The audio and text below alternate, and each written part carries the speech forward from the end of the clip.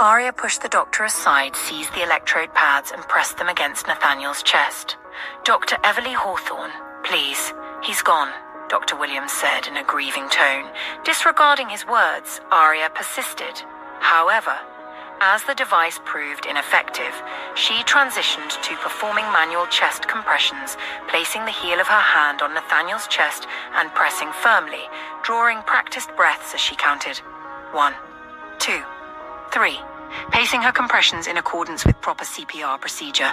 Scenes from their past flashed in her head. Tears streamed down her face as echoes of their voices and laughter, coupled with angry words as they lashed out at each other, replayed in her head. But then his smiles, so much like their babies, triumphed over them all.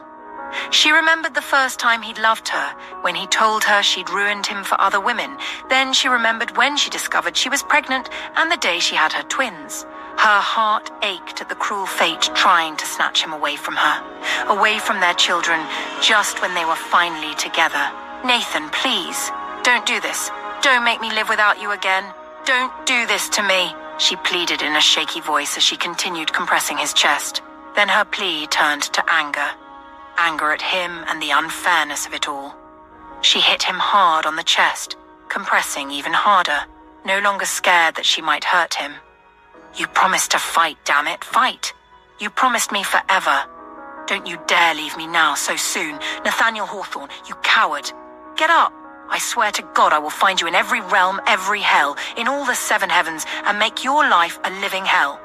Get up, you fucking coward. Get up, get up. My love, please. Don't leave me. Not like this."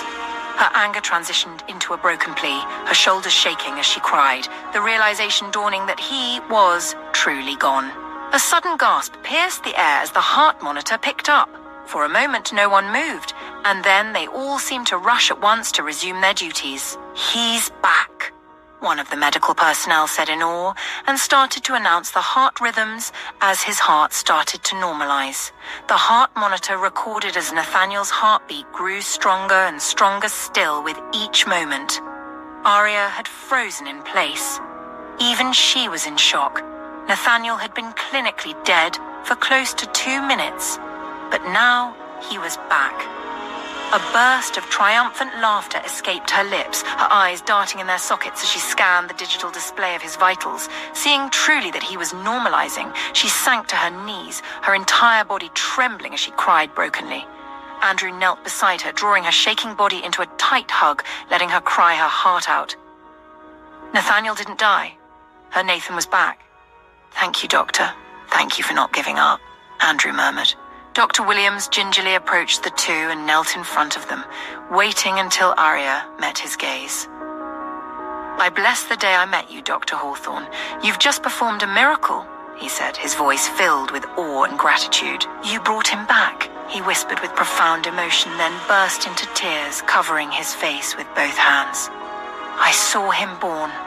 I couldn't believe I just watched him die," Dr. Williams cried quietly. Tom Hill, who had been there from the beginning, stood outside at the back of the mobile radiation therapy unit, listening to Dr. Williams's frantic cries as Nathaniel started to fade away. He couldn't bring himself to move his back to the iron frame as he heard Dr. Williams and his team's efforts to revive Nathaniel. Tom Hill felt tortured, as if his own will to live was draining away. His heart tightened with unbearable pain as Dr. Williams gave up and began to announce Nathaniel's time of death. Then he heard Dr. Everly Hawthorne's cry, and he sank to the bare ground, overwhelmed. Her cry and plea pierced his soul like a dagger. It was even more agonizing when she became angry and cursed Nathaniel, but then he paused when he heard it too, the beeping sound of life returning to Nathaniel's body. Hearing Dr. Everly Hawthorne's cry of relief made him break down. He shook with tears, crying as if he had lost a child and found them again. It was then that Charles and Jake saw him. They came to sit on each side of him, not saying a word. "She saved him again," Jake muttered, his voice heavy with emotion. "Tell me what happened," Aria asked in a small voice. Although her eyes were fixed on Dr. Williams, her ears were glued to the sounds made by the machines depicting Nathaniel's vitals. "After the therapy session, I could see he was fading away. I decided we should start infusing the bone marrow into his body, but his heart still gave in. We tried to resuscitate him. We tried for 10 minutes, Dr. Hawthorne, Dr. Williams managed to say. He sat on the floor with his back resting on the iron wall like Aria and Andrew. Aria's eyebrows furrowed at the information, and she got up and saw that all the while they were trying to resuscitate him, the bone marrow infusion continued, streaming into his body. She let out a shaky breath and moved to the head of the bed, raising her hand to gently stroke his eyebrows. Thank you. Thank you for coming back, for fighting. Thank you, my love, she whispered close to his ear. He twitched, Dr. Everly Rodriguez exclaimed in excitement. I think he could hear you, she added. Aria looked in her direction and saw that the younger doctor had tears stains on her face. Aria pressed her lips together in a semblance of a smile, giving the lady an appreciative nod. Then her eyes drifted to the digital display of Nathaniel's brain stimuli, and indeed she could see a show of activity in his brain, proving he could indeed hear her. Lowering her face to the side of his face, but with her eyes on the brain imaging, she whispered, Remember those sweet tortures you promised to pay back? You should know that I am looking forward to it. It's a promise I plan to make you fulfill. Remember the last time we were here? Remember what you did to me. I want a redo with me in control this time, though. Aria watched as colors bloomed to life in the brain imaging. She fought hard to rain down a laugh. Whatever you are saying to him is working. He can hear you, Dr. Everly Rodriguez announced happily. Aria chuckled. You are so naughty, Nathaniel Hawthorne, and I love you so much, Aria whispered, lifting her head. She watched as the side of his lips twitched. Tears blurred her vision. He is going to be fine. He is just resting now, another doctor monitoring his vitals announced. Now what we have left is to rule out graft rejection and graft versus host disease, but he is doing great so far.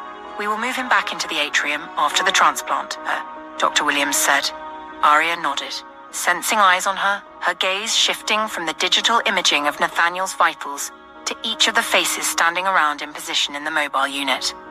Feeling compelled to speak, she gave them an acknowledging nod before saying, I want to extend my deepest gratitude to each one of you for everything you've done. Aria conveyed her heartfelt appreciation to the medical personnel. You have no idea what you've averted today, she finished in almost a whisper, her voice laden with emotions. I'm sure I speak for everyone when I say it's an honor to be in the same room with you, Dr. Everly Hawthorne. Your preliminary effort did not go unnoticed. You did this. You helped to keep him alive. We are grateful to you for making our work so much easier, one of the doctors said. The others echoed the sentiment. That was just me being his wife, Aria whispered, feeling emotional, her gaze involuntarily returning to Nathaniel's sleeping form.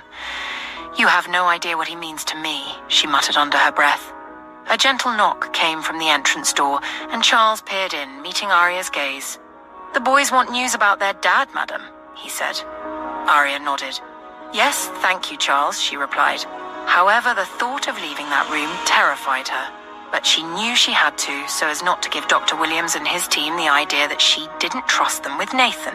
She headed to the exit door, then made a U-turn and went back to Nathaniel's side. Dipping her face to the side of his, she said, Liam and Owen are scared. They want to know about their daddy, and I need to go assure them that you're fine, my love. I will be back. Give me a minute, Nathan, she whispered, looking at his brain imaging. Seeing he was still responding, she smiled and took an involuntary glance at Andrew, who stood on guard in a corner. He gave her a reassuring nod.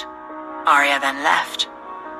Once she stepped outside, she drew in a gulp of fresh air, looking to the heavens. She muttered under her breath, Thank you. She was about to head back to the atrium when she saw Jake at the corner of the mobile unit. He's keeping watch on Mr. Hill, Charles said from her side. Aria swallowed softly. Changing course, she headed in that direction and saw the older man sitting on the floor with his knees held to his chest, his arms wrapped around them and his forehead resting on his kneecaps. When Jake saw Aria, he gave her a slight bow and said, Thank you once again, Dr. Hawthorne. Tom Hill, upon hearing Aria's name, raised his head to look at her, and Aria's heart tightened at the red, puffy eyes staring back at her. She knew she must look quite a sight, too. Nathaniel had given them all quite a scare. She went to him, knelt beside him, and wrapped her arms around his shoulders. Tom Hill couldn't control his tears. He cried, thanking Aria for saving Nathaniel. For a minute there, I thought it was all over, he rasped. Me too, Aria responded. When Charles came to stand in her line of view again, Aria drew back from Tom and said, "Will you be fine? I need to go and see the twins. They're asking for their father," Aria said. Tom Hill nodded. "I'll come with you," Tom said, and together with Charles and Jake, they went into the atrium. Aria understood Charles's anxiousness when she got inside. Liam and Owen were crying, asking Anita and their big mama to take them to see their daddy. Upon seeing their mom, they both ran to meet her. Aria went on her knees to wrap her arms around the two. "Mommy, we want to see Daddy," Owen cried. "Hey, look at me, the two of you," Aria urged, and waited until the two met her gaze. She smiled lovingly at them and then added, "Your dad is fine," Aria assured them. "But you've been crying, Mommy, and Grandpa Hill too," Liam pointed out, and upon looking at Mr. Hill, started to cry again. Tom Hill joined Aria, kneeling beside Dr. Everly Hawthorne and gesturing to the two to come to him. When they stood in front of him, Tom said, "You two are top smart, and it's a bit annoying." He hesitated, but the two only stared at him with eyes brimming with tears. "Your daddy is fine, I promise. He had a medical emergency, but you know how good a doctor your mummy is." The two nodded as if they indeed knew the extent of their mother's expertise. "That's why Uncle Andrew came for your mummy," Tom Hill explained. "But everybody is scared," Owen added. "Naturally, son. We all love your daddy so much. Just like you two." The two looked at their mother for confirmation, and she said, "As we promised to always be truthful with each other, you can trust that I'm being honest. Your dad experienced a medical emergency, just as Grandpa Hill mentioned, but he's doing much better now. Would you like to see him?" The two eagerly nodded. "But he is sleeping, though," she warned. Liam shared a look with his brother, and the two did that twin telepathic thing again. Then Liam returned his gaze to his mother and said, "We want to see him, Mommy," he reaffirmed. "Okay," Aria said, and Charles stepped forward to carefully lift Owen. Tom Hill carried Liam. Aria threw a reassuring glance at her friend Anita and her aunt. "He's going to be fine," she reassured them, and saw Anita let out a sigh of relief. Her aunt shut her eyes in prayer. Aria turned away and led Tom and Charles back to the mobile unit, but they didn't let the children inside. Dr. Williams gestured for them to go to the side of the unit and pulled back the drapes so the boys could see Nathaniel on the bed. He looked like he was sleeping. Aria pointed at the imaging, explaining to them what each one did. The boys nodded along. "So he's just sleeping, Mummy?" Owen asked, wanting reassurance. "Yes, my knights, your dad is just sleeping," Aria reassured them. "Can we make dinner for him?" Liam asked. "Yes, my darling, we can make dinner for Daddy," Aria reassured him, even though she couldn't tell when Nathaniel would be fully conscious. After 3 days since Nathaniel's transplant, and with still no sign of him regaining full consciousness, Tom Hill and Andrew approached Aria concerning the upcoming board meeting. Given Nathaniel and Tom Hill's absence, the board is getting anxious. "They're pushing for an interim chairperson to manage the company's affairs," Andrew explained, while Tom Hill observed Dr. Everly Hawthorne intently. Both men watched as she paced back and forth along Nathaniel's sturdy mahogany table, its glass top gleaming under the dim lights. They had deliberately chosen this spot away from the atrium, where Nathaniel lay, to avoid any chance of him overhearing their discussion. Nathaniel had been relocated back to the atrium, where Aria and Dr. Williams diligently monitored his progress. They had collectively concluded that Nathaniel's body, after enduring extensive treatments and medication, had entered a recovery phase, exhibiting daily improvements in vital signs and evidence of red blood cell and platelet regeneration in his blood samples. His overall health was on the mend, indicating successful engraftment of the infused stem cells. Dr. Williams recommended allowing Nathaniel the necessary time for recovery, advising against prematurely forcing him awake or interfering with the natural course of healing. Though still connected to monitoring machines, Nathaniel was now breathing unaided. Aria made sure to sponge bath him every morning and night, assisting Nathaniel in flexing his limbs and tenderly kneading his muscles to stave off stiffness and promote circulation. She and Dr. Williams took turns monitoring Nathaniel, allowing Aria to take breaks and go walking in the woods with the boys, Anita, and Miss Everly. She noticed that Nathaniel's men had somewhat divided themselves, with some always stationed at the atrium entrance, while the rest followed her and the boys everywhere, albeit at a distance. She understood that in Nathaniel's absence, she was their de facto leader, but that didn't make it any less strange. What Andrew was saying was to be expected. After all, Nathaniel had asked her to be a custodian of the Hawthorne conglomerate. But going to the meeting on his behalf meant she would have to leave Riverview for hours, and she wasn't quite sure how she felt about that. It also meant announcing her status as his wife, without him and Tom Hill by her side, to protect her from whatever might come out of it. "Madam," Andrew prompted, snapping her out of her thoughts. Aria halted her pacing and met their gazes. "We can't delay it any longer," he added. "What could they do if we did?" Aria countered. "Nothing," Tom Hill replied, a slight smirk playing at the corner of his lips. "The problem isn't what they can do. It's a matter of principle the Hawthornes have upheld for decades, which is why people trust them with their funds. They prefer not to assert veto power, they cherish democracy. While it may have made them vulnerable, it has also fortified their empire," Tom Hill explained. "Without you there would be a vacant board seat. Who then would serve as custodian of your shares?" Aria inquired. Tom Hill passed a document to her, and Aria accepted it with furrowed brows, scanning its contents. "Can you do this, though?" Aria asked, concern evident in her tone. "I already have," Tom Hill replied with a hint of mischief. Aria sighed in response. "Fine, I'll go, but we need to make it quick. I want to be in and out like a flash, and return here as soon as possible." Aria began, her agitation palpable. "He's fine, Dr. Hawthorne. Your husband is fine," Tom Hill interjected firmly with a hint of amusement. Aria glared at him. "I know that," she retorted, emphasizing each word. Tom and Andrew chuckled at her response. The board meeting was scheduled for the first working day of the third week following Nathaniel's transplant.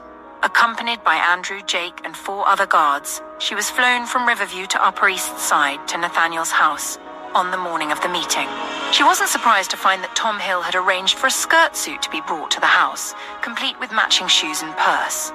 Attached to it was a note that read, "Remember, you are Nathaniel Hawthorne's wife."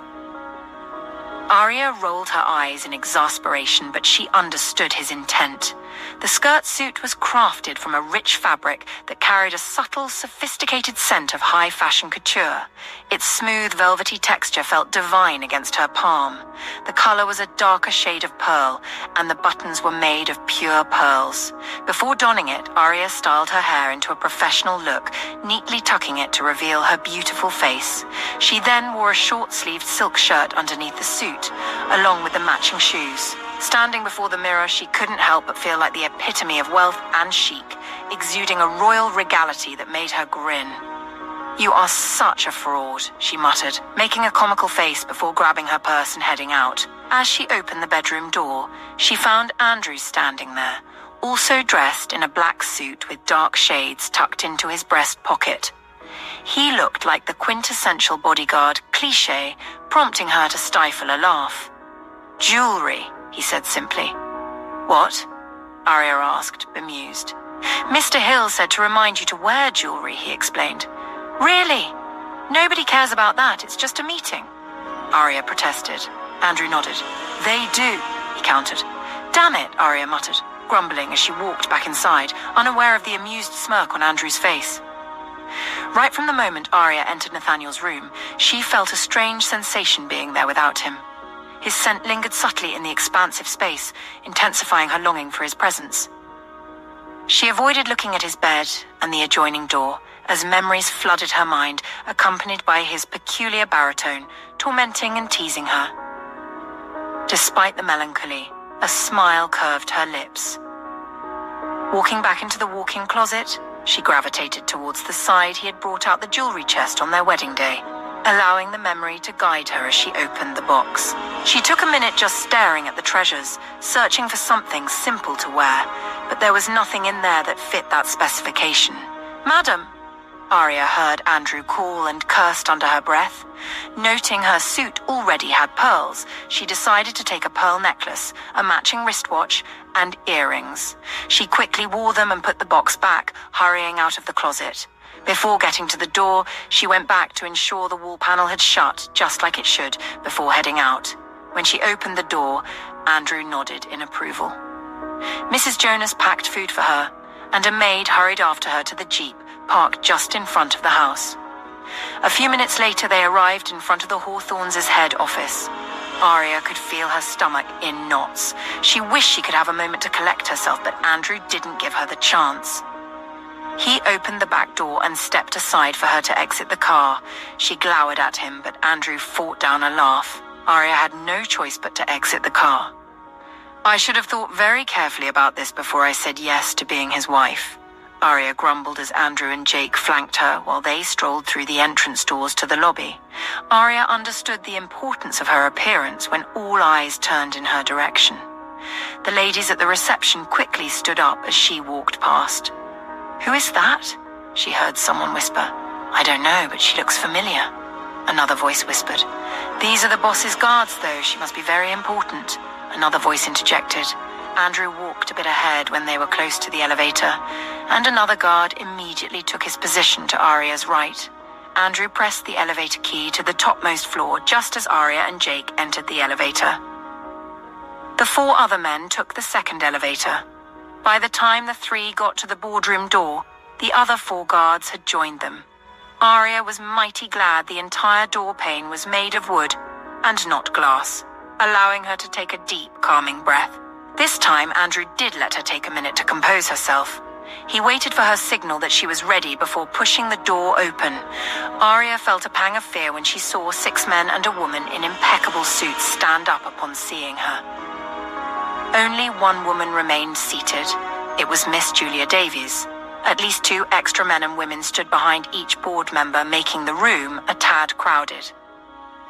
Aria felt momentary anger that Tom Hill hadn't warned her that Julia Davies would be there.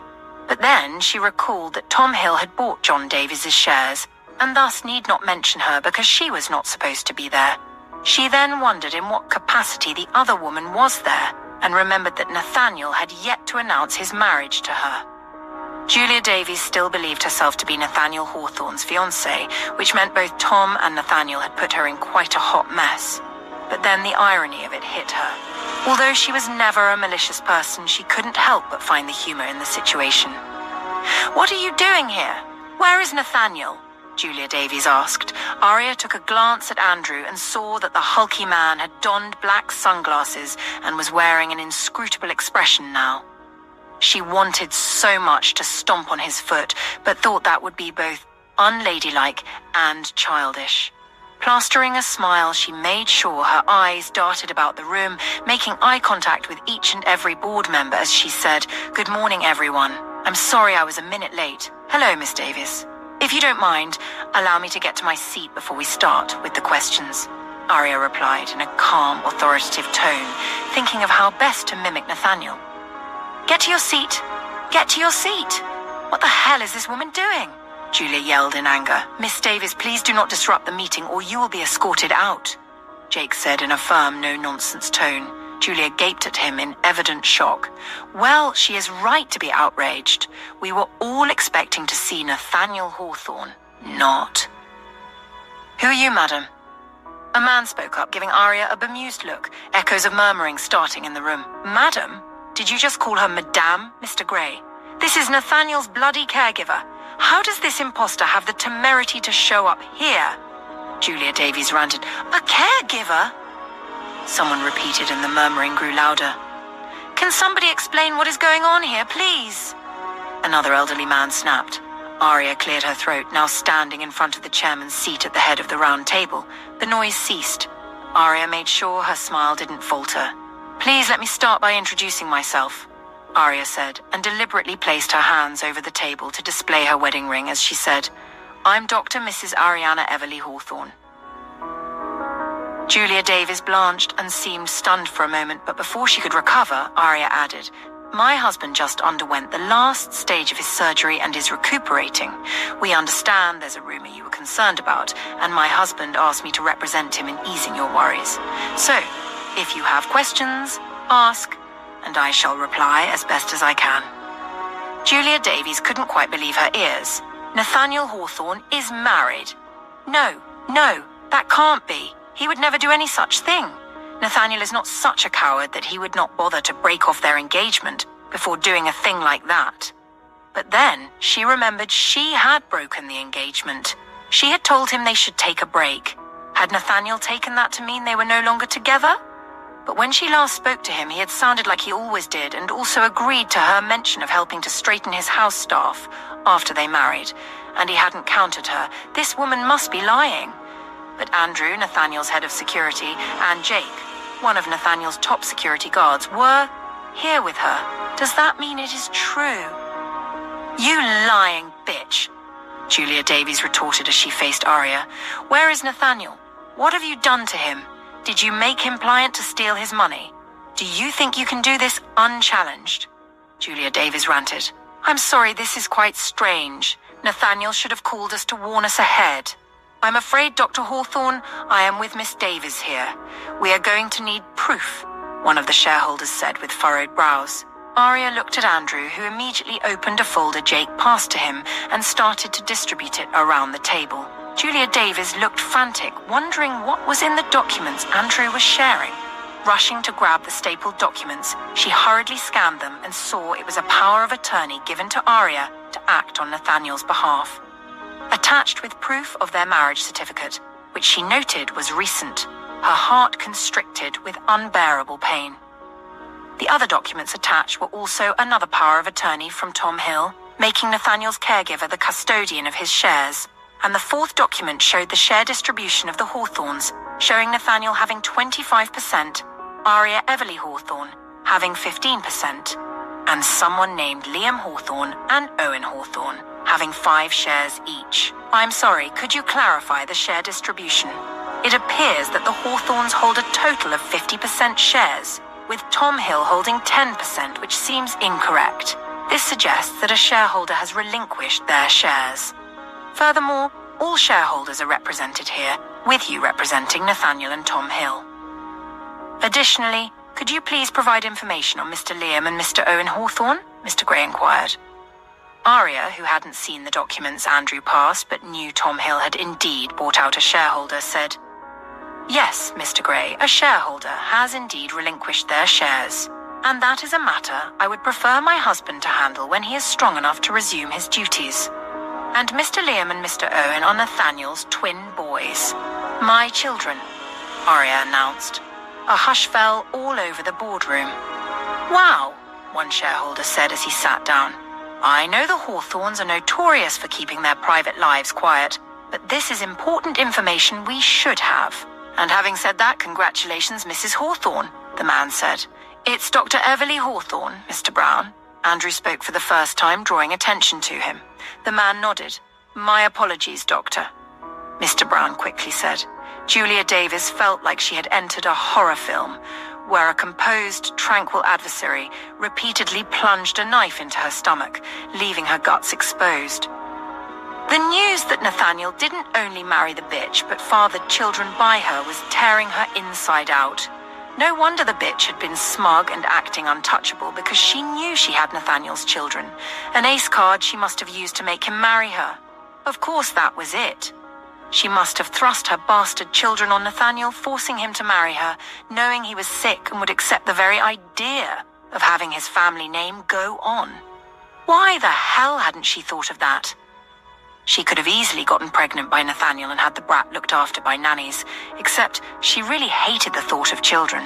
That would have really messed up her body. The very thought of birthing a child made her want to throw up. Oh, she thought internally. And besides, Nathaniel never had sex with her without protection. She resisted the urge to stomp her feet in exasperation. This bitch had played a fast one and had won one over her, but it wasn't over. She was going to make Nathaniel take the DNA of the brats the bitch was using against him and have him divorce her. If she thought she had won, she had no idea she had just upped the game. Yes, about Tom Hill. He had an accident, but it wasn't fatal.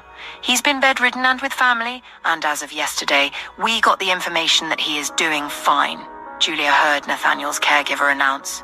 A collective sound of relief rent the air. With the onslaught of shocking revelations, Julia Davis had forgotten why she had made the meeting happen in the first place, so then Tom Hill had been truly wounded, but had survived again. Damn it! She cursed internally. Nothing was going right, and if she was alone with the smug bitch, she would have strangled her till she drew her last breath. Her fist clenched by her side, hatred so profound swelled inside her. They may all be buying this, but I am not, Julia Davies declared. I demand you call Nathaniel, put your phone on speaker, and let us hear him confirm what you claim to be. Otherwise, I am calling the cops. Julia Davies yelled. Aria tried not to let it show that she was rattled. She knew very well they couldn't call Nathaniel because he wasn't conscious yet, and thought perhaps she needed to disarm the pompous bitch and have her thrown out. Perhaps she was being too magnanimous to want Tom Hill to be the one to handle the woman. She was about to speak when Julia Davies slowly grinned in triumph, giving Aria a keen scrutiny. What happened, Dr. Hawthorne? Have you suddenly forgotten your husband's phone number? Or was I right, and you've drugged him to oblivion, taking advantage of Tom Hill's absence to forge these documents, make his men believe you are truly his wife, the mother of his children? Julia Davies scoffed. Are there even any children? Aria had never felt like punching anyone as much as she did right then. I was wondering, Miss Davies, what exactly are you doing here? Aria asked with a pointed gaze, making the evil smile on Julia's face falter a little. My father is one of the major shareholders, and I am here to represent him, Julia Davies snapped. Aria was about to reply to that when Andrew announced, Mr. Hawthorne is on the line. Are you all ready to hear him?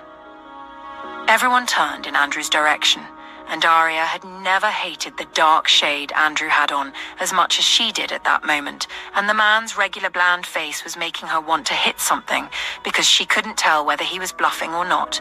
Her heart quickened when Andrew placed the phone in front of her and said, You can speak now, boss. We can all hear you. Aria's heart lunged hard against the wall of her chest. Good day, everyone. I am deeply grateful to my wife for standing in for me. Her dedication and support are invaluable. I want to reassure you all that Tom is recovering well, as am I. Our shares are performing admirably and our financial outlook is positive. Is there any further information you require? Nathaniel said in his usual calm baritone. Aria slowly sat down, trying very hard not to show her emotions, and immediately hid her shaking hands under the table. Nathaniel had woken up. Nathaniel? Julia Davies called. There was a pause, and then Nathaniel replied, Hello, Julia. What are you doing there at the board meeting? Exasperated that Nathaniel's caregiver had been telling the truth, she was puzzled as to why Nathaniel, who should know better, was questioning her presence in the meeting, like his caregiver did. What do you mean by that question, Nathaniel? I'm representing my father, of course. She snapped at him. She wanted to say more, but she didn't want to be humiliated in front of the board members more than she already had. That would be so if your father was still part of our members, but he is not. Andrew? Yes, boss, Andrew promptly replied. You should know sensitive information is not to be discussed in front of non-board members. Nathaniel said in a cold tone that made Julia Davies blanch. A surprised gasp rent the air, and the board members exchanged looks upon the discovery. Sorry, boss, we will handle it, Andrew replied.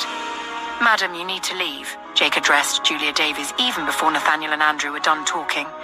But, Julia Davies started to object, but then Jake ushered her to the door. So then the board member who relinquished his shares was John Davies? How strange for his daughter not to know. Such a fraud, the female shareholder said to the board member beside her. Murmurings filled the room once again. Julia wanted to say something, but she wasn't given the chance. Jake, with one other of Nathaniel's men, saw her to the elevator and down to the lobby, making sure she left the office building. Julia Davies was fuming with rage. Oh, they will pay! This isn't over! Julia Davies muttered under her breath, seething with anger. But first she needed to speak to her father and find out what happened to his shares. Back at Riverview, Liam and Owen knew they weren't allowed to enter the glass enclosure where their daddy was confined without supervision. However, they had overheard the adults mentioning that their daddy could hear when people talked to him. They had observed their mummy smiling and conversing with him, and they also had things to say to their daddy. Their mummy mentioned they would visit Fluffy and Piggy when they returned home after their daddy woke up, and also celebrate their birthday, but they couldn't understand why he was taking so long. A calendar hung on the wall of the glass enclosure, with days crossed out marking the time their daddy had been asleep. It had been almost a month. Liam and Owen had counted the days and were eager for their daddy to wake up. Besides missing their animal friends and their daddy, they knew their mommy missed him too, and they wanted to celebrate their birthday with him.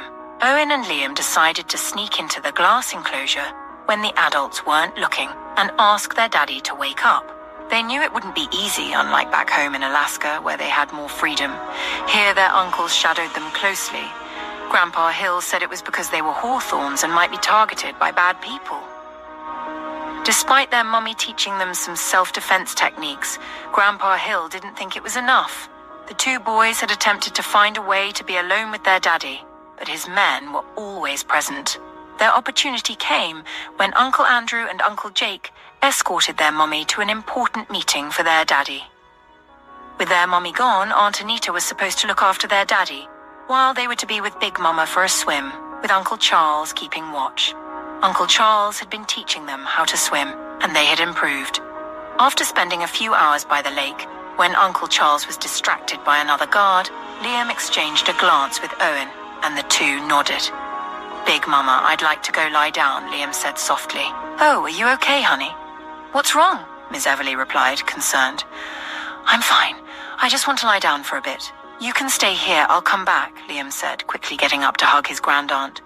"But what exactly is wrong, my dear?" she asked, bemused, but Liam was already leaving. "I'm just going to keep an eye on him," Owen said. "Don't worry, Big Mama," Owen added, hurrying after Liam. Upon reaching the atrium entrance, they saw two of their daddy's guards there. The two exchanged a glance and continued walking. "Hey, little guys, back so soon? Where's Uncle Charles and Big Mama?" one of the men asked with a warm smile. "They're coming," Owen replied, and the two walked past them. Owen stopped and said, "Thank you for watching, Daddy."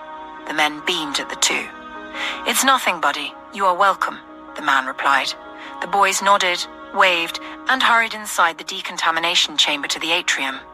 Seeing that their Auntie Anita was the only one in the atrium watching their daddy, they hurried to her. She smiled when she saw them and exited the glass shield. "What are you two doing here so soon?" "Where's your Big Mama and Uncle Charles?" Auntie Anita asked. "They're coming," Owen said. Auntie Anita nodded. "Would you two like me to make something for you?" Auntie Anita asked. "We want to take a warm bath." "Can you help us with the water, please?" Liam said. Owen nodded at him in approval and then at Auntie Anita.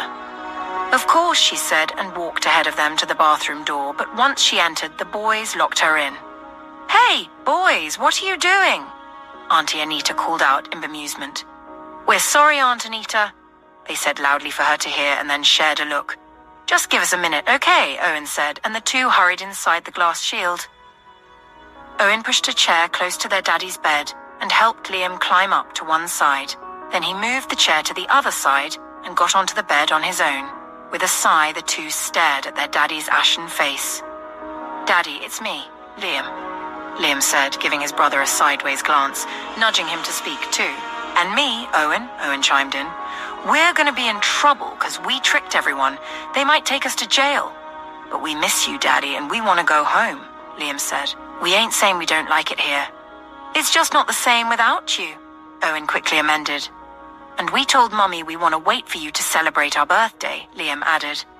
"We are 4 now, Daddy," Owen supplied. "Yes, we are 4, and we don't want you to miss it this time," Liam said, and then added, "Mummy said you could hear us when we talk to you." "Can you hear us, Daddy?" His little voice tinged with curiosity. "He can't speak, he can only hear," Owen corrected his brother. "But if he wakes up, he'd talk, right?" Liam countered, his eyes wide with wonder. "Yeah, I reckon," Owen replied with a pensive stare. "So, Daddy, can you please wake up?" Liam pleaded, his small hands fidgeting. "We can give you more marrow, Daddy," Owen suggested. "Yeah, and we don't mind the pain," Liam added, his voice filled with determination. "We can give you blood, too." "Mummy always makes us eat healthily," Owen said. "Maybe we should tell Dr. Williams to give Daddy more of our marrow." "Maybe that'll wake him up," Liam suggested, his tone a tad emotional, as sadness crept in. "Don't cry, Liam, Daddy'll wake up," Owen said reassuringly. "I don't know," Liam muttered, looking crestfallen. "Daddy, can you hear us, please?" Owen urged, not liking to see his little brother sad. Even though they were just a few minutes apart, Owen knew he always had to look out for Liam. The two were so engrossed in their conversation with their daddy that they didn't notice Charles coming in and opening the door for Anita. The two stood outside the glass shield and watched the two boys continue their heartfelt dialogue with their daddy. Liam gently stroked his father's beard before nuzzling into the crook of his neck. "I love you, Daddy," he whispered softly, his voice warm and comforting. Owen followed suit, mimicking his brother's actions. Nathaniel felt like someone thrown into a deep ditch with faint rays of sunlight peeking from the top, yet he couldn't summon the strength to attempt climbing the walls and embracing the light. The well was so comfortable, being there was effortless, and the oblivion so divine. The thought of climbing back up, feeling the agonizing pain and bone-crushing chill, was not something he wanted. Being in that well in his head was a safe enclosure away from the onslaught his body had endured for months. But hearing his boys' pleas, he couldn't stay there anymore. His soul felt restless and triggered. He wanted to speak, to hold them, to comfort them, to let them know he could hear them. With a resigned sigh, he rose and started to climb the walls. "I can hear you, sons," he thought, and the machines attached to him went berserk with alerting sounds. "What's happening?" Charles asked in awe. "Get Dr. Williams fast." "I think he's waking up," Anita cried and ran inside the glass shield. The boys, upon realizing they'd been caught and hearing the alarming sounds the machines were making, hurried down from the bed to hide under their daddy's bed. The two huddled together, frightened. "Did we hurt him, Owen?" Liam asked, sobbing. Owen couldn't speak. He didn't have an answer, but prayed they hadn't hurt their daddy. Their mommy would be very sad.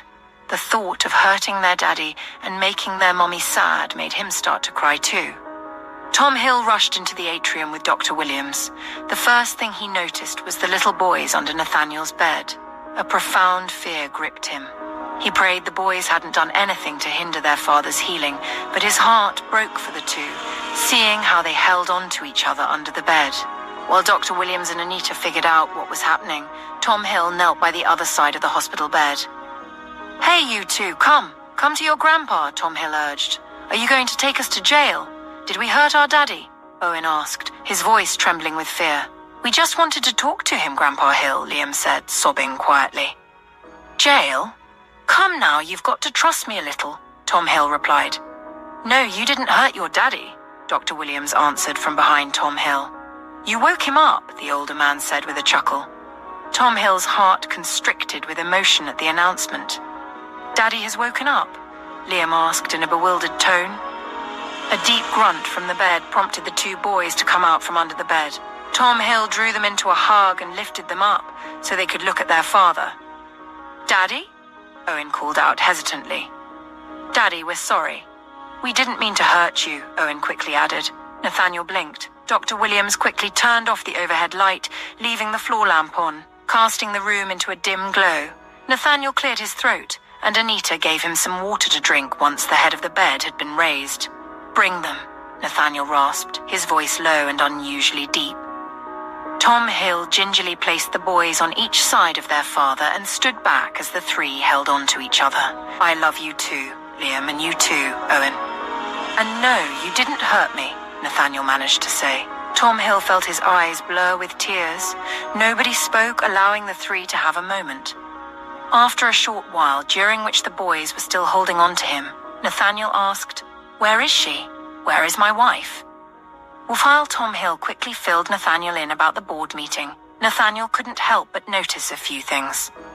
Although he had lost weight due to his preconditioning phase and his extended period of unconsciousness, he noticed that he now had facial hair, and the hair on his head appeared to have grown back into healthy, thick waves just as he remembered. He didn't feel as chilly as he used to. His body temperature seemed normal, and there was absolutely no gnawing pain in his bones. His breathing seemed normal too. He dared to think that he felt almost like the person he used to be before the illness. The reflection of his profile in the glass pane seemed almost scary because it gave hope. Hope that he was fine now, normal again. "Call Andrew, ask how the meeting is going," he instructed, his voice gruff and gravelly as a result of not speaking for a while. "Yes, I will," Tom Hill said, looking at Nathaniel, feeling a tad emotional to see him awake and communicating like he usually did. "Welcome back, son," Tom Hill rasped. Nathaniel met and held his gaze for a bit before nodding in acknowledgement. "And thank you for not falling apart," Nathaniel rasped. Tom Hill laughed, then turned away, hiding his face as he cried. Nathaniel let out a sigh, looking at the older man, getting emotional. His eyes drifted to the faces in the atrium. Upon meeting Charles's, he could see his tough-as-nails guard too, with red eyes. Nathaniel smiled at him. "Welcome back, boss," Charles said in a gruff voice laden with emotion. Nathaniel nodded before looking at Anita. "Forgive my boys. Please," he said. Anita nodded. "I understand," she replied with a sigh.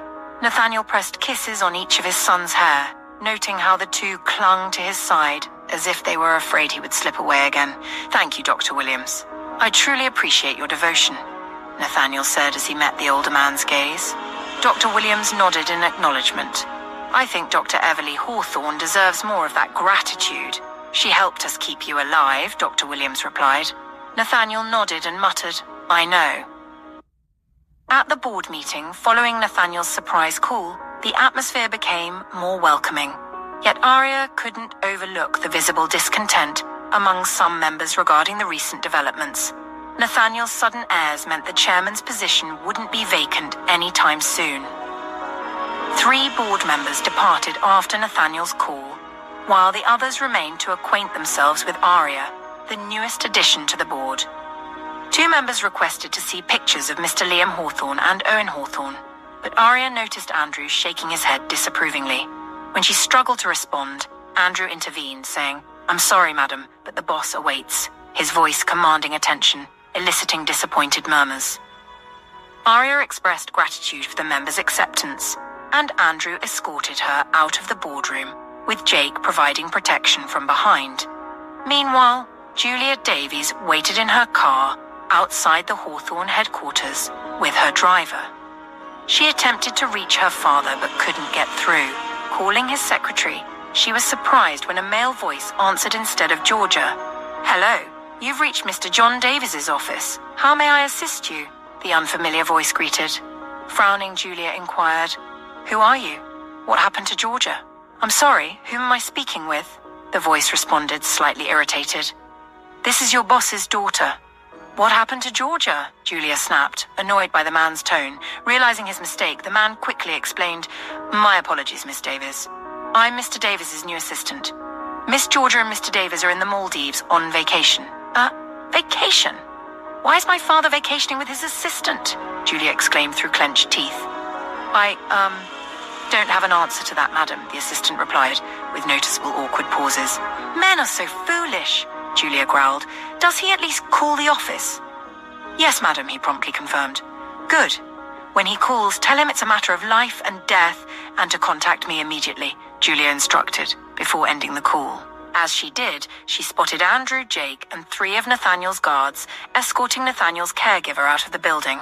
Julia couldn't help but notice the caregiver's regal demeanor, resembling the wife of a powerful tycoon. A role she felt rightfully belonged to her.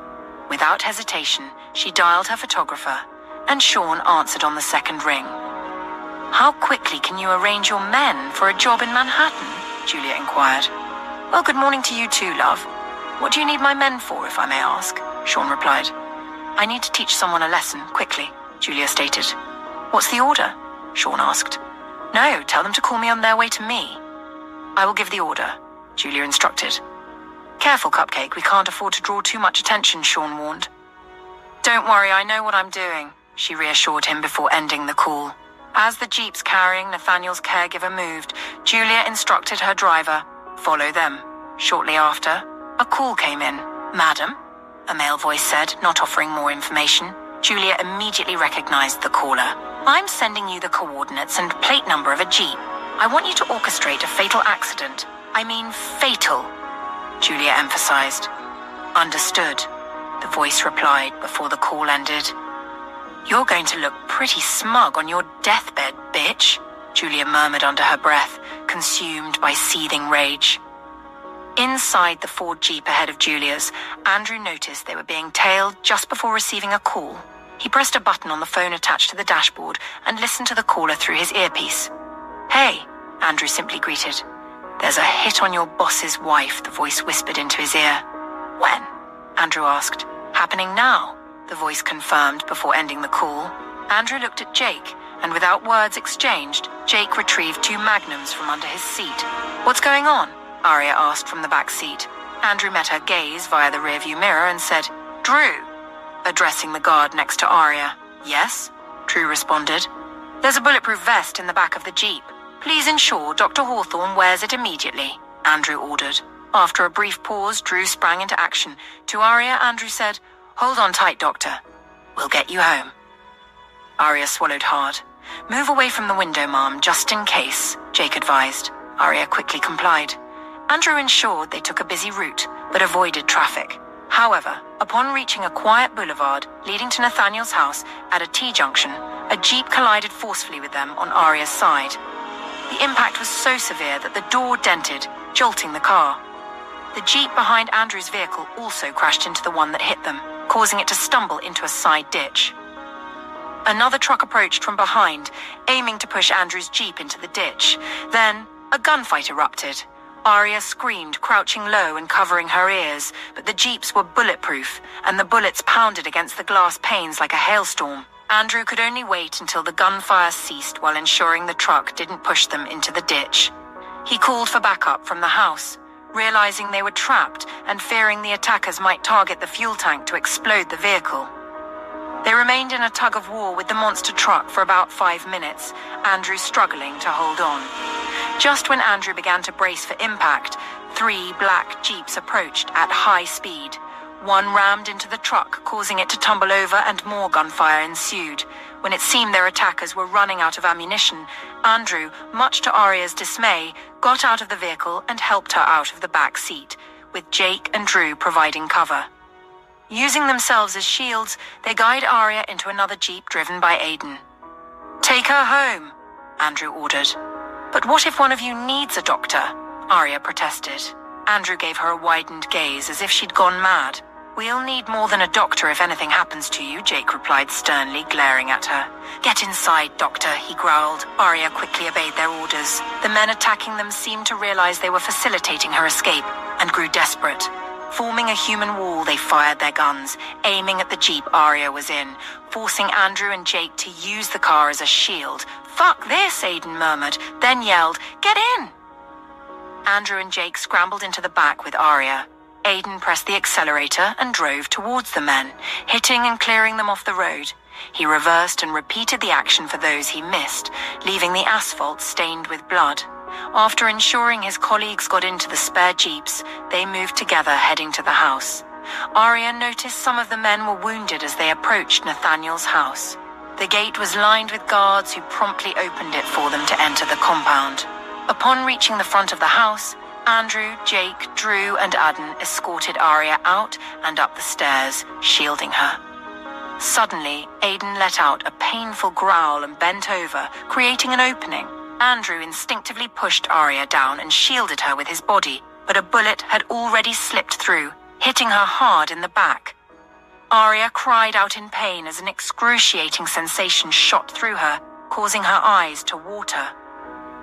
Before she hit the ground, a ringing sound resounded in her ears, and through blurred vision she saw Andrew pick her up and rush her inside the house.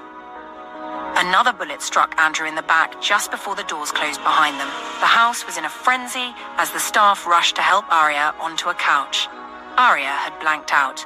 Back at Riverview, Charles and Tom Hill, with the assistance of Liam and Owen, helped Nathaniel shave, groom his hair, and take a shower. They then helped him change into real clothes before guiding him back to bed. "Can I be moved back inside the main building now?" Nathaniel inquired of Dr. Williams. "We are working on that. We need to ensure the place is thoroughly cleaned and aired before we move you inside." "Patience, Nate," Dr. Williams replied with a smile. "Daddy, can we bring your food now?" Owen asked from the door. Nathaniel smiled at him and nodded. "Yes, son, thank you," Nathaniel replied. Owen beamed and hurried back to join his brother, Big Mama, and Anita in the kitchenette. When Miss Everly asked if he would like corn pudding, Nathaniel initially wanted to wait for Aria to return, but didn't want to seem ungrateful, especially when the boys offered to help their big mama. He conceded to the suggestion. Dr. Williams had stressed that he couldn't resume regular food yet, and the corn pudding was a suitable starter for him to gradually transition back to eating regular meals. After finishing his meal and receiving his medication from Dr. Williams, Nathaniel noticed one of his guards, Josh, approaching Charles to whisper something. He watched as Charles's eyebrows furrowed, indicating that something was amiss. Tom Hill, who was also watching, joined them, and Nathaniel could sense from their body language that there was a problem. "Charles," Nathaniel called, prompting the man to turn his gaze towards him. Nathaniel immediately detected a mixture of anger and concern in Charles's eyes. Gesturing for Charles to come inside the glass shield, Nathaniel's heart raced, hoping the news had nothing to do with Ariana. "What's going on?" Nathaniel asked, his gaze piercing. Charles glanced at Dr. Williams before returning his focus to Nathaniel, indicating that the news pertained to Aria. "Dr. Hawthorne's envoy was attacked," Charles replied. "How is she?" Nathaniel inquired anxiously. "She's fine. A sniper got her, but she was wearing a bulletproof vest, as was Andrew. Andrew is taking her to the hospital before bringing her back here. They called to let us know they would be delayed," Charles explained. "Have her call me." "Now," Nathaniel demanded forcefully. Turning to Tom, he instructed, "Get all the details and handle it. I want to know who is behind this, although I can make a wild guess. I need confirmation." Tom Hill nodded and left, pulling out his phone to begin the task. Back in New York, Aria woke up to find herself in a hospital bed. Her back was throbbing painfully, as was her left arm, now bandaged. Groaning, she attempted to sit up, prompting Andrew, Jake, Drew, and Aidan to immediately rise from their seats, though only Andrew approached her bed. "Welcome back, Dr. Hawthorne," Andrew greeted. "I'll get the doctor," Jake offered before leaving. "Christ, how is everybody?" Aria inquired. "Everyone is fine, just a few scratches here and there," Andrew reassured her. "Who were those people?" Aria asked, her concern evident. "We are still investigating," Andrew replied, but Aria had a gut feeling he was lying. She wanted to call him out when Dr. Rowan entered, followed by Jake. "Glad you've decided to join us, Dr. Everly Hawthorne," Dr. Rowan remarked with a pointed look. Aria let out a sigh, offering him a sheepish smile. "Thank you, Dr. Rowan. I could really use some strong painkillers right now," she said with a hint of laughter in her tone. "Well, considering the circumstances, I thought it was better to let you see this before we administer any strong medication," Dr. Rowan replied, handing her the test results. Aria's brows furrowed as she examined them. "The bulletproof vest really saved your life, Dr. Everly Hawthorne." "You were very lucky," Dr. Rowan informed her. Back at Riverview, Nathaniel was informed that Aria couldn't call him because she was unconscious, which unsettled him. Andrew assured him she was fine, along with everyone else compared to their assailants. He confirmed to Nathaniel and Tom Hill that the attack was orchestrated by Julia Davies. Nathaniel wished he wasn't still weak, with many more weeks to recover. He would have hopped on a plane to New York to pay the cold-hearted bitch a visit. However, he knew he had to wait and bide his time. With the twins, Miss Everly and Anita constantly around him, he tried not to show his agitation to avoid scaring them. By evening, he was allowed to move back into his room in the main building.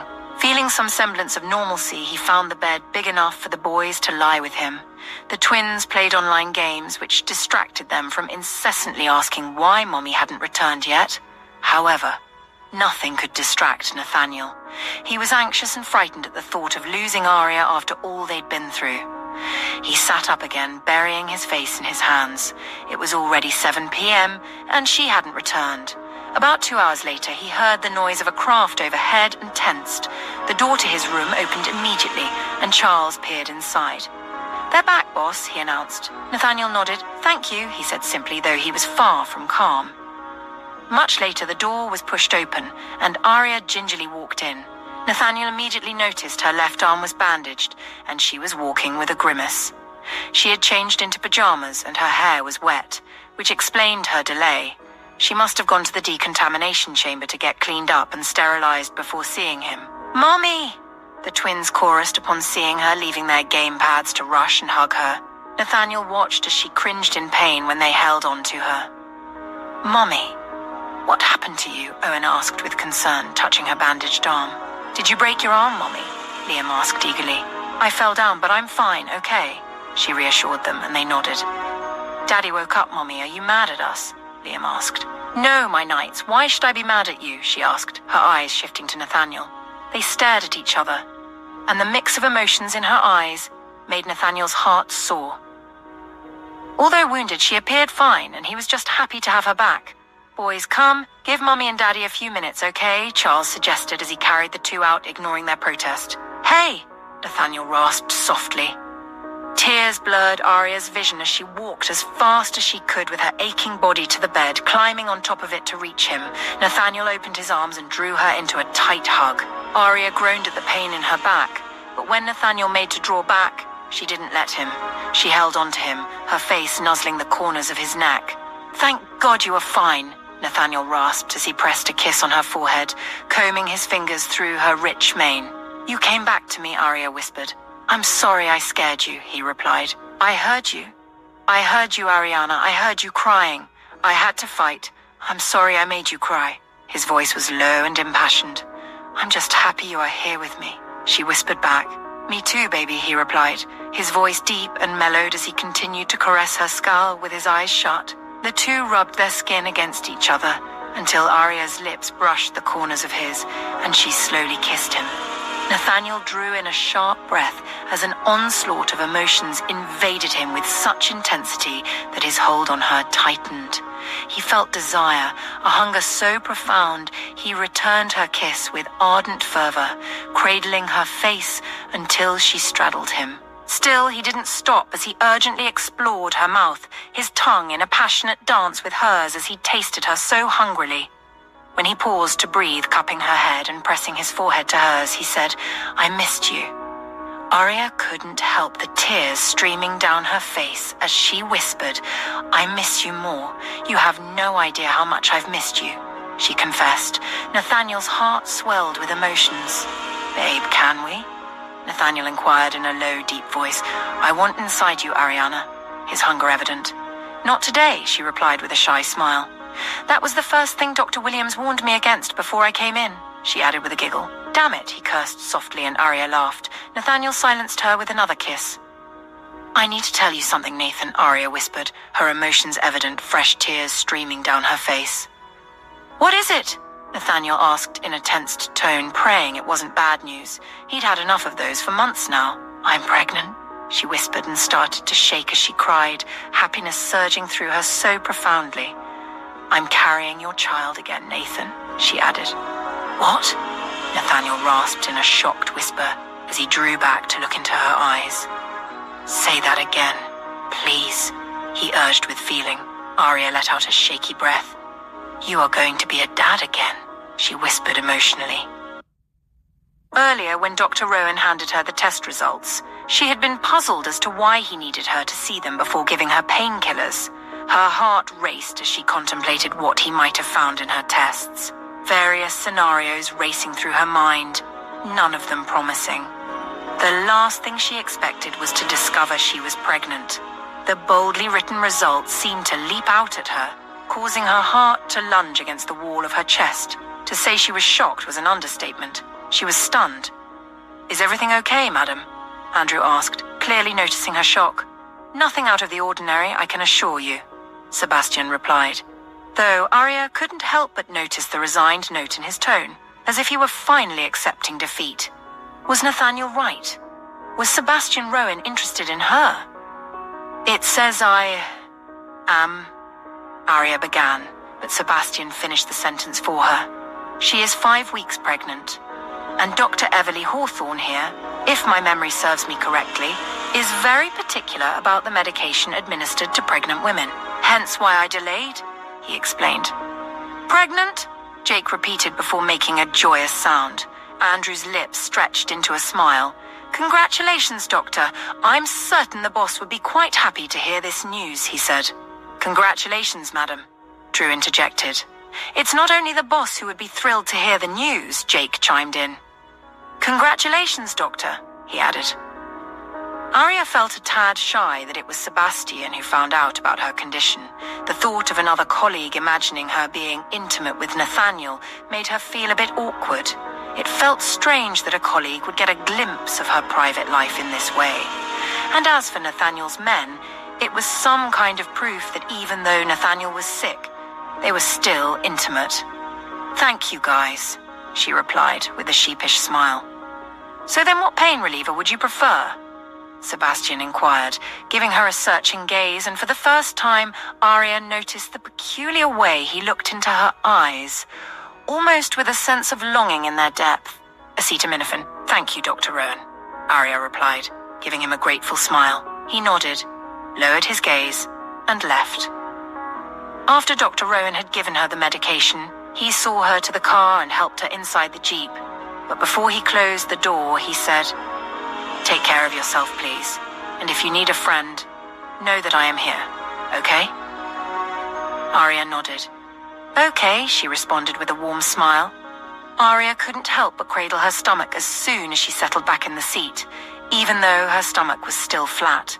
The thought of carrying Nathaniel's baby again overwhelmed her with emotions.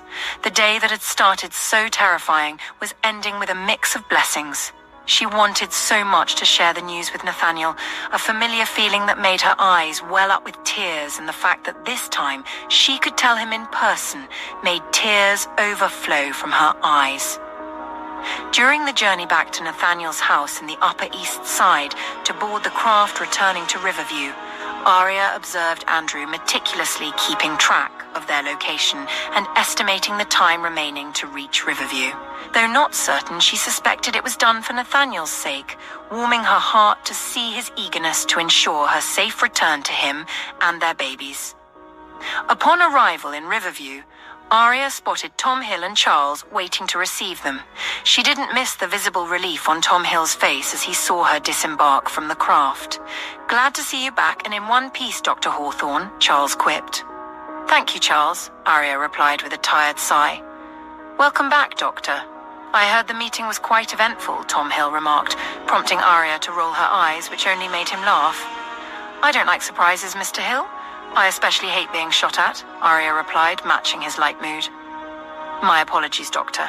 I'll keep that in mind for next time," Tom Hill said with a slight bow, reaching for her hand.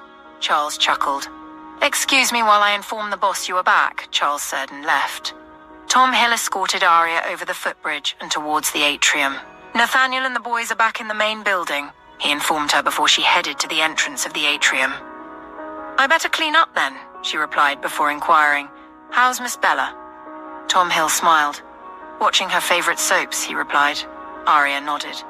"I think the boys are enjoying playing chess with her," she added. "Indeed. I think it's the highlight of her days," Tom Hill replied. "Please say hello to her for me. I trust I'll see her tomorrow," Aria said. "God willing," Tom replied with a pleased smile. He was pleased Bella had found a way to integrate herself into their unusual family, and the boys had even started to call her Grandma Bella. She had won their hearts when she joined them, and the boys in a game of chess, and proved to be quite a formidable opponent. The Hawthorne boys, though so young, possessed an unusual level of intelligence that often surprised him. He had assumed they were too young to play seriously, and had made the mistake of playing fair against them, only realizing later that he wasn't dealing with ordinary 4-year-olds. After the second defeat, he had to pause and ask questions. "You two know how to play this game very well?" he had asked. "We used to represent our school, Grandpa Hill," Owen had replied in that haughty way of his, coupled with an arched eyebrow that reminded him so much of his father. He had growled at him, giving him the "my eyes are on you" gesture with his fingers, and the two had laughed at him. He smirked to himself. Returning to join Andrew and the rest of Nathaniel's security detail, Tom Hill could see they'd gathered in a corner recounting their ordeal. "How are you all faring?" Tom Hill inquired. "I have a burning bruise that hurts like hell in my chest and back, but Aidan got hit in the leg. Dr. Rowan helped fix everyone up," Andrew replied. "We fared far better than the other bastards," Jake added. "Aidan brought down about 5 of them," Andrew said with a chuckle. "So you called the captain?" Tom Hill asked, knowing with that level of carnage, they would surely need to involve the police. The police chief in charge of their district had been on the Hawthornes' payroll for years to provide quicker protection and have his boys patrol the Hawthorne estate more frequently. They call him Captain because most of Nathaniel's security details were either from the force or veterans, solidifying the relationship. Yes, I did, but I only told him we were attacked by unknown assailants, Andrew replied. Good, Tom Hill remarked. I thought to leave the order to investigate to the boss, Andrew added. Oh, I'm certain Nathaniel would do far more than that, Tom Hill said. He could tell Nathaniel was furious and would ensure the Davies received what they deserved. And there's one more thing, Jake said with a big grin. I think a celebration is in order. As a matter of fact, I'm going to wait for him to come out and declare that we all get mindlessly drunk tonight, Jake announced, prompting a chuckle from Andrew. What are you talking about? Tom Hill asked. Dr. Hawthorne is pregnant, Mr. Hill, Andrew supplied, causing a shocked gasp to fill the air. Meanwhile, Aria, who had finished cleaning up, headed to the main building. The main building at Riverview appeared much smaller than the one in New York, resembling a traditional homestead with its log cabin aesthetic, albeit a more luxurious version. The living room boasted a barn-like high ceiling, constructed entirely of cinnamon-colored wood with tempered glass side walls. Luxurious Chesterfield couches were arranged in front of the towering mantel of a fireplace, fueled by real dry logs, emitting the comforting scent of wood mixed with nature, dominating the air with its purity. The two-story log house contained 5 rooms, with 2 guest rooms, a kitchen, and the living room downstairs, while the upper deck held 3 bedrooms, including the master bedroom. Aria recalled their previous stay, where they had occupied the downstairs rooms and only ventured upstairs when Nathaniel gave her a tour of the house. Crossing the threshold, she found her aunt and Anita seated in front of the fire. She went to embrace them both warmly, expressing gratitude for their assistance with Nathaniel and the boys. Go to him. He's so eager to have you back, her aunt urged, prompting Aria to chuckle. I hope the boys behaved, Aria inquired of Anita, noting the subtle twitch at the corner of her lips before she responded. Perfect angels as usual, Anita replied, eliciting a suspicious glance from Aria. What are you hiding? Aria playfully questioned, her eyes feigning seriousness. Anita and her aunt laughed in response. Come now, go to Nathaniel, Anita urged, and Aria nodded before making her way towards the stairs. How's Andrew? Anita called after her. Outside in one piece, Aria replied over her shoulder, giving her friend a wink as Anita giggled in response. Please give me a minute, Miss Everly, I'll be right back, Anita said and hurried out. Aria smiled to herself knowingly. Before Aria could reach the stairs, a voice halted her strides. Glancing in the direction, she saw Dr. Williams emerging from the kitchen with a tray laden with 3 mugs. Welcome back, Dr. Hawthorne. Quite happy news to come home to, huh? The older man said, beaming with smiles. Thank you. I'm eager to find out how it happened, Aria replied. Dr. Williams's eyebrows furrowed, and Aria noticed his eyes darting in the direction of her aunt before he cleared his throat, lowering his gaze. Aria looked back at her aunt, who waved at her with a smile. She had an inkling that they were all hiding something, but she couldn't be certain. It was a miracle. He just woke up, Dr. Williams replied. Aria replied, giving the older man a keen scrutiny. Thank you, please excuse me, she said, starting to leave, but the doctor stopped her again. I thought to remind you that Nate is still weak, and we should give him a couple more days before we let him start to resume his, regular activities, Dr. Williams said, albeit awkwardly. Of course. I will make certain he takes things easy, Aria replied. Great. Thanks. As you know, there's a lot of energy exerted into the physical act, and he is still under observation. It would help to keep him contained for at least a few more hours, he said with relief, and Aria nodded, feeling a tad bemused. It didn't quite click as to what the man was trying to say to her until she was at the top of the stairs.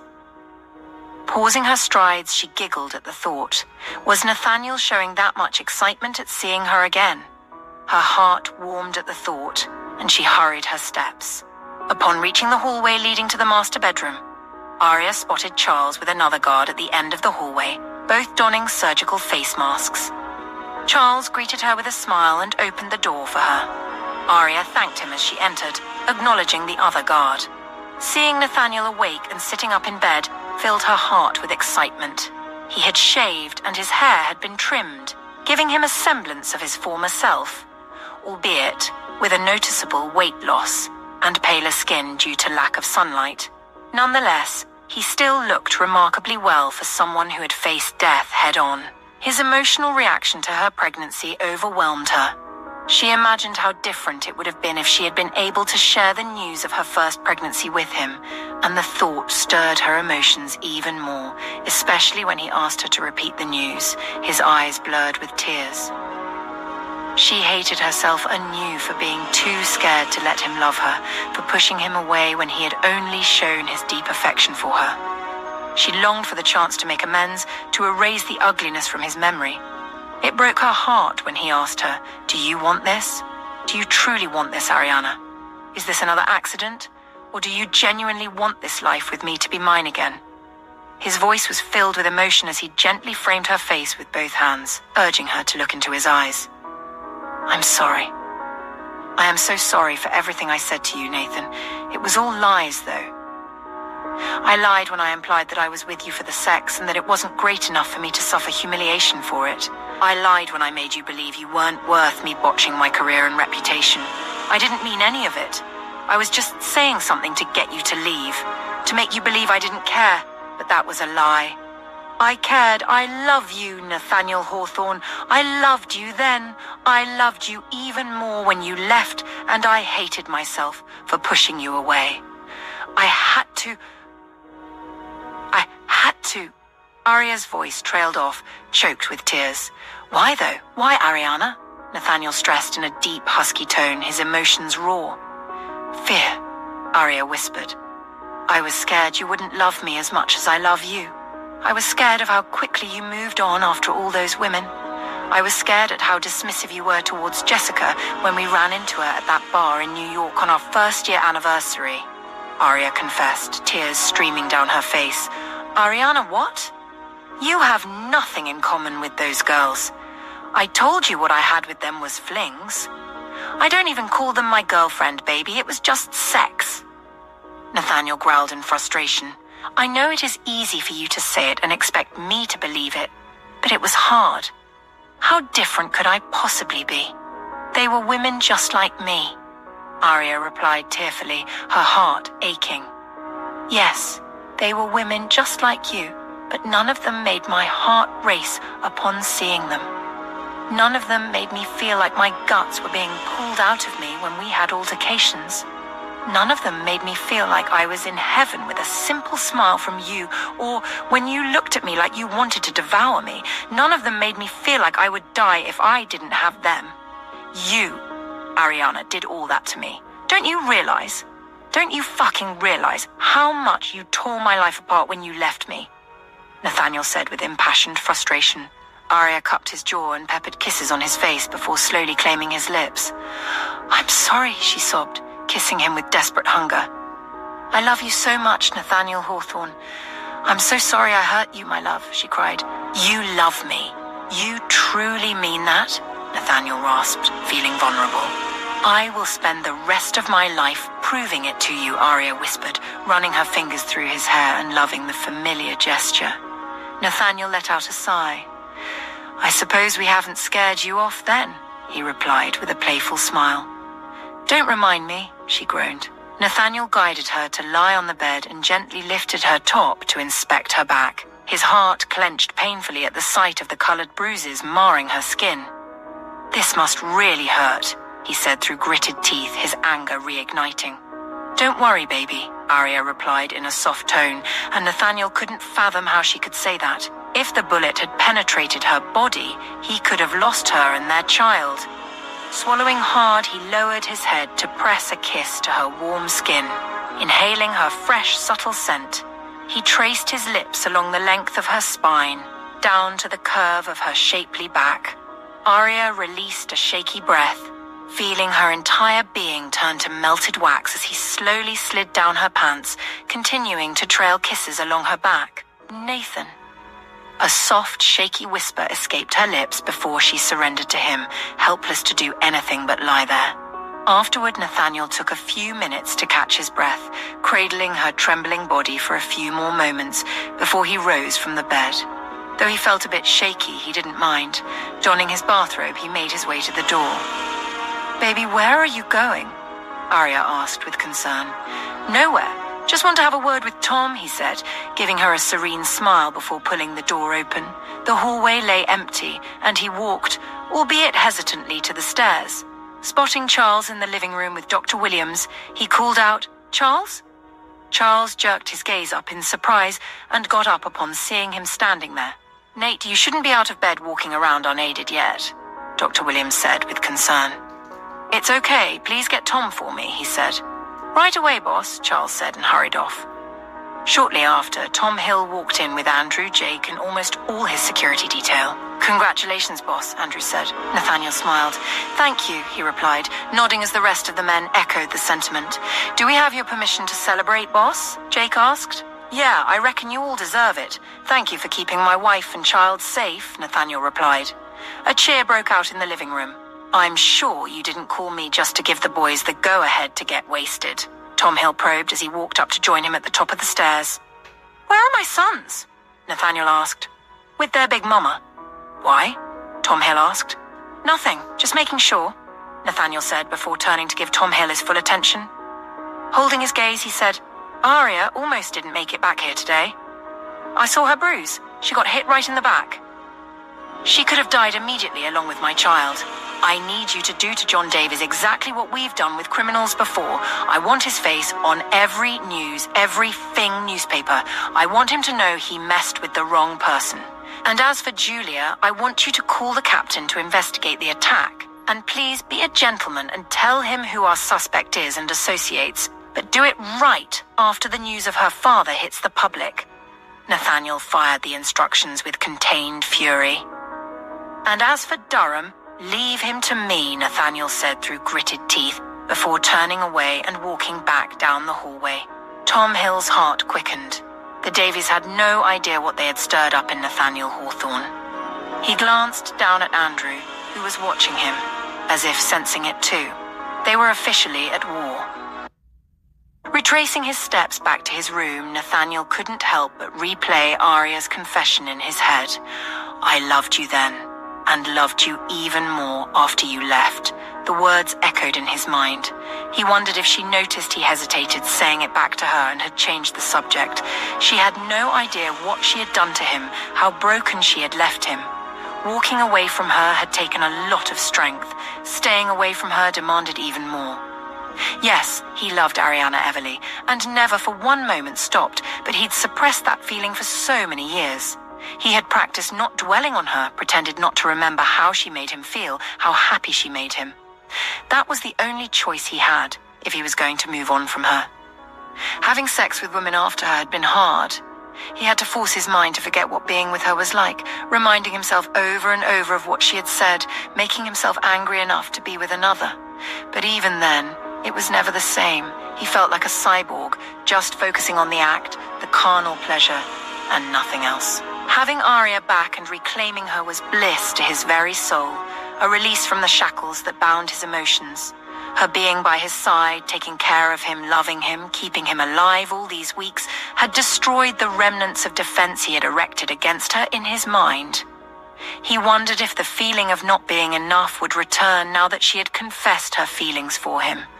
Or if it would be different this time, knowing for certain, knowing in totality that she belonged to him. Her confession about loving him wasn't really a surprise. He knew she loved him. He knew she wouldn't have given herself to him otherwise. All that nonsense she spewed about him, not being worth being humiliated for, didn't matter. What had made him walk away was how she had made him feel when she constantly refused to let people they knew know that she was his, that they were together. Thus, her confession about the fear of him leaving her, just like he did his university flings, hit home. If he had known that was the problem, if he had known that she was feeling inadequate as he was, he would have gone after her with all he had and made certain she never spent a day without him. Or was it better this way? Was it better that she'd come full circle all by herself and had gotten past that on her own? He let out a sigh as he pulled open the door and smiled when she threw an anxious look in his direction. If she were to get up and tell him to go fuck himself like she did then, right now, he would tie her to the bed and have her every day, all day, until she confessed the truth, because he would know it was all bullshit. Her actions for the past weeks had been quite telling. He wondered how he could have missed it.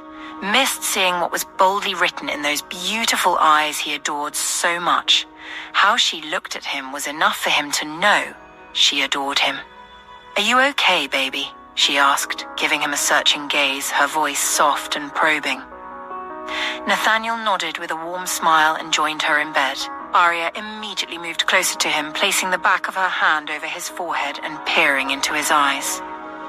"What did Dr. Williams say about your blood test results?" she asked.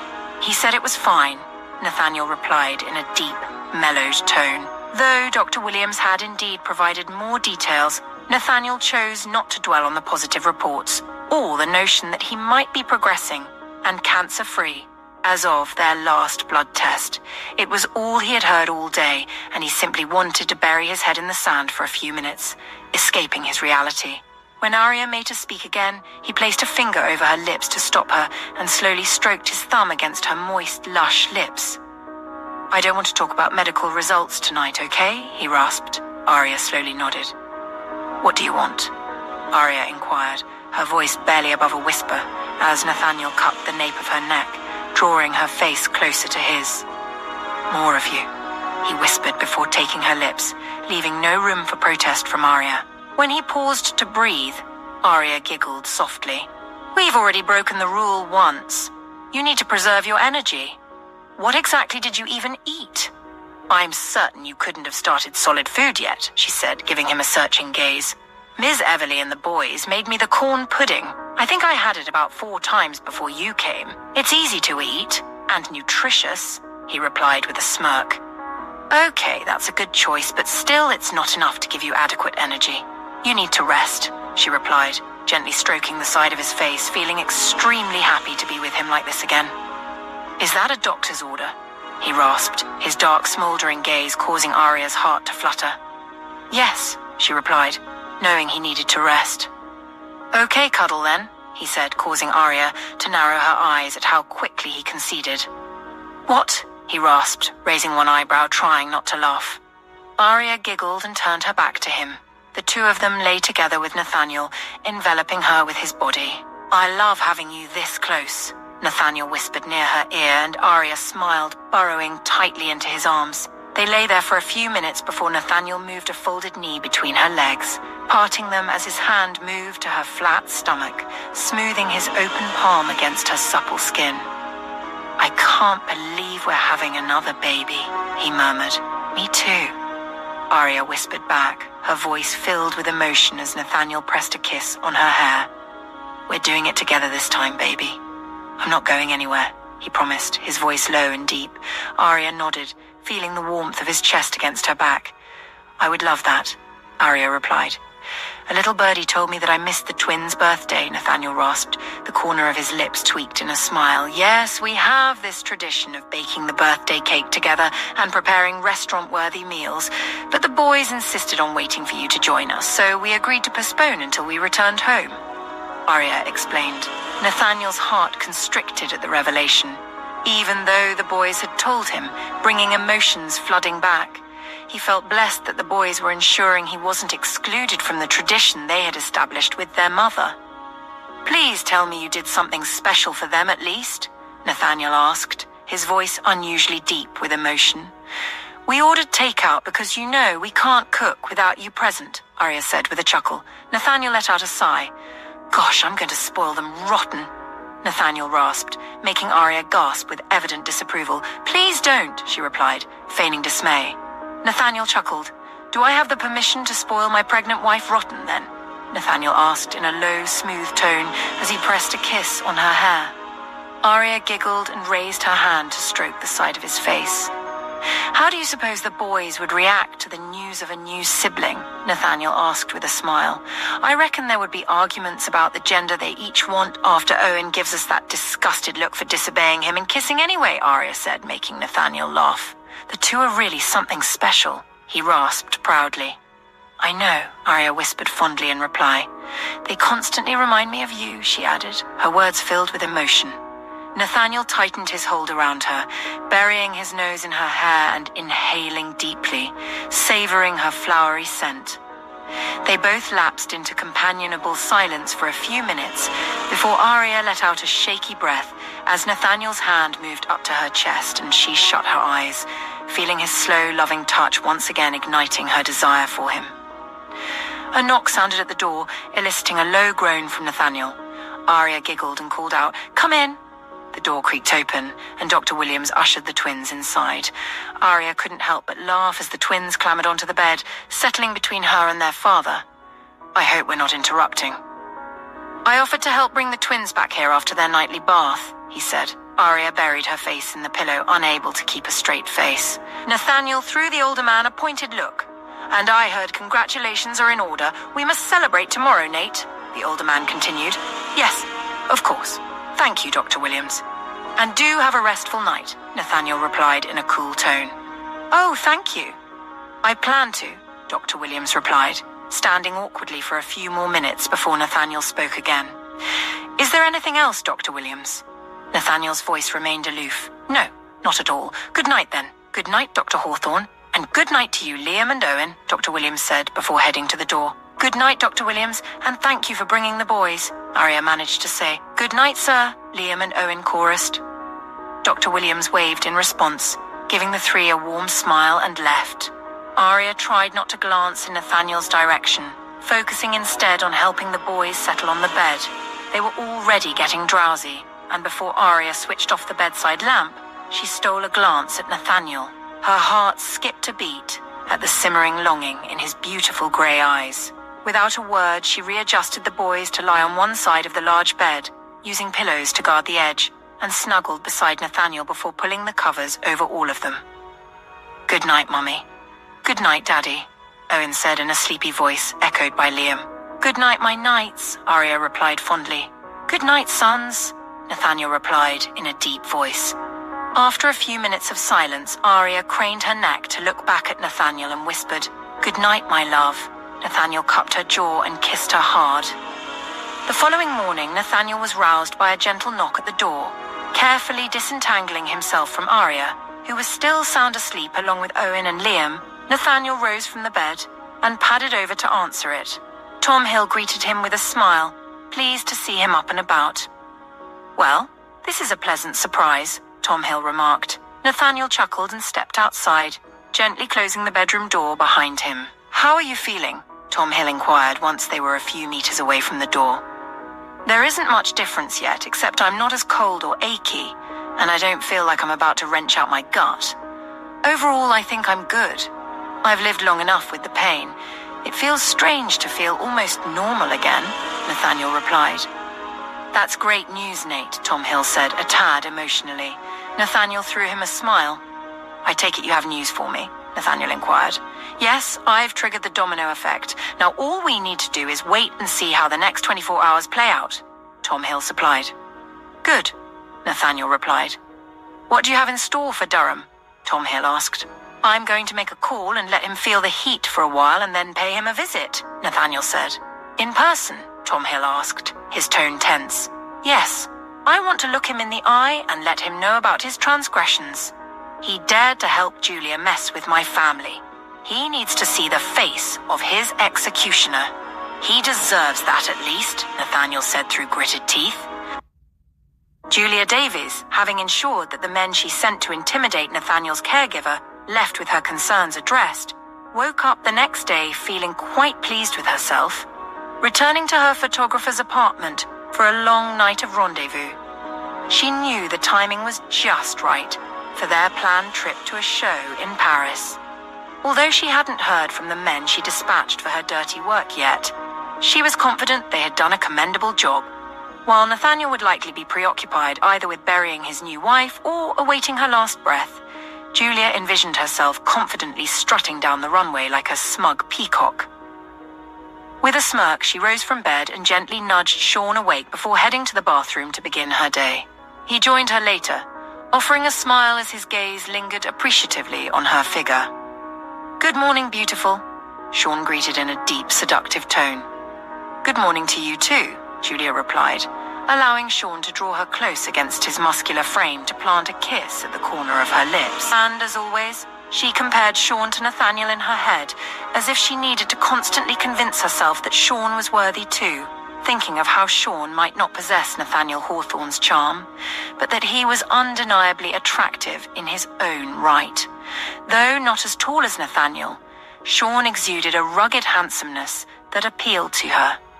While Nathaniel boasted a more polished appearance, Sean's rugged allure held its own appeal. She couldn't help but sigh, realizing that while she wasn't ready to give up on Nathaniel yet, Sean seemed to be her only viable alternative, albeit one who reciprocated her feelings. The thought ignited a fresh wave of frustration, threatening to sour her morning.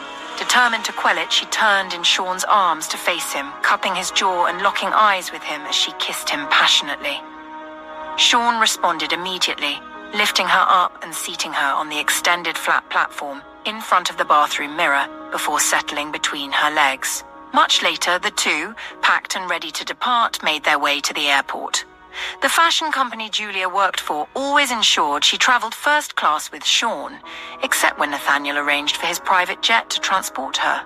She deeply missed him and the privilege of being his partner. Julia loathed the prolonged wait for other passengers to board the plane before heading to the tarmac, acutely aware that someone who'd seen her with Nathaniel might spot her in the first-class section. "Damn it!" she cursed inwardly, her frustration reigniting towards the caregiver. "What are you grumbling about, my pet?" Not satisfied with our very classy mode of transportation, Sean teased, settling into their seats and grasping her jaw to plant a kiss on her lips. "Or are you reminiscing about all the times I got to have my way with you on your fiancé's jet?" he quipped, oblivious to his insensitivity, which only exacerbated Julia's annoyance. Julia fought to hide her anger, reminding herself that Sean might be her only option now, especially since her father was busy squandering her inheritance on another of his assistants. The old fool would exhaust everything before he finally passed away, and he didn't even approve of her choice of partner. "I see you're considering a career in comedy," Julia retorted, forcing a strained smile. Sean chuckled and kissed her deeply before releasing her, settling back into his seat. An hour into the flight, Sean leaned over and whispered suggestively, "Meet me in the restroom. We could still have our fun." With a low, enticing tone, he withdrew without waiting to gauge her interest. Julia contemplated leaving him hanging, but eventually rose and joined him. Upon arriving at the hotel assigned to her, Julia noticed two other American models in the lobby who seemed to throw her furtive glances, though she couldn't be certain. They were new models, and Julia Davies never mingled with what she considered the bottom feeders anyway. Ignoring them, she strode to the concierge with Sean, picked up their hotel room key, and walked away. There was supposed to be a dinner party before the kickoff of the Paris show that evening, and she spent the better part of the day resting, the rest of it in Sean's arms. At the dinner party, as soon as she entered with Sean, it felt like all eyes turned to look at her. She knew she was always a showstopper, but the staring, whispering, and furtive glances were beginning to make her uncomfortable. Sean spotted one of the showrunners and left her side to say hello. Julia wanted to call him back to stay with her, but she thought of how pathetic that would seem and let him go. A server walked past her with a tray of drinks, and she grabbed one, quickly taking a sip. "Julia, dear." A familiar voice called her attention from her side, and she turned to see the COO of the fashion company she worked for approaching her. The woman was a wannabe designer, unmarried, and in her 40s. Everything she wore dazzled in the dimly lit room, but Julia was certain her insides must be as rotted as her face without makeup. The woman embodied everything Julia hoped to avoid becoming in her later years, a bitter, cynical figure concealing her discontent behind a facade of icy composure. Julia was fairly certain the woman was a miserable goat with how she always preyed on models, ensuring she sucked the life out of them all. On top of that, she lived on a mediocre salary that wouldn't take her far. Julia was certain the old bitch would still be working until her deathbed.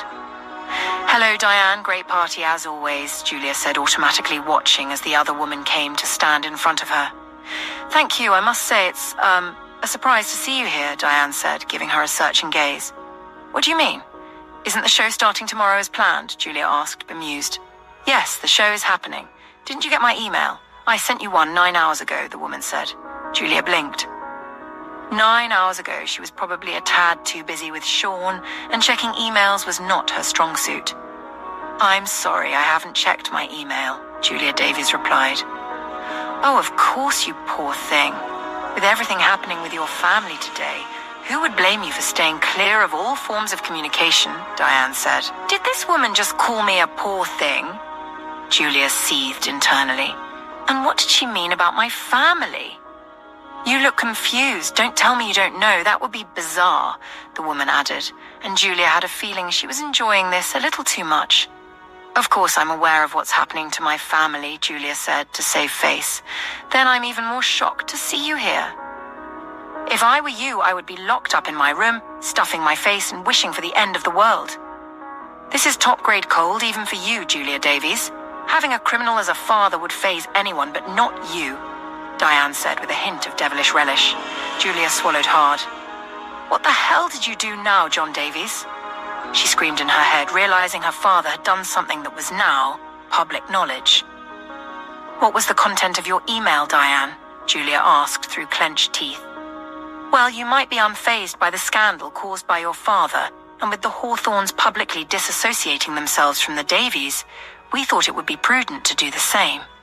Diane said so carelessly that Julia's hands clenched into fists. So you fired me? Julia snapped through clenched teeth.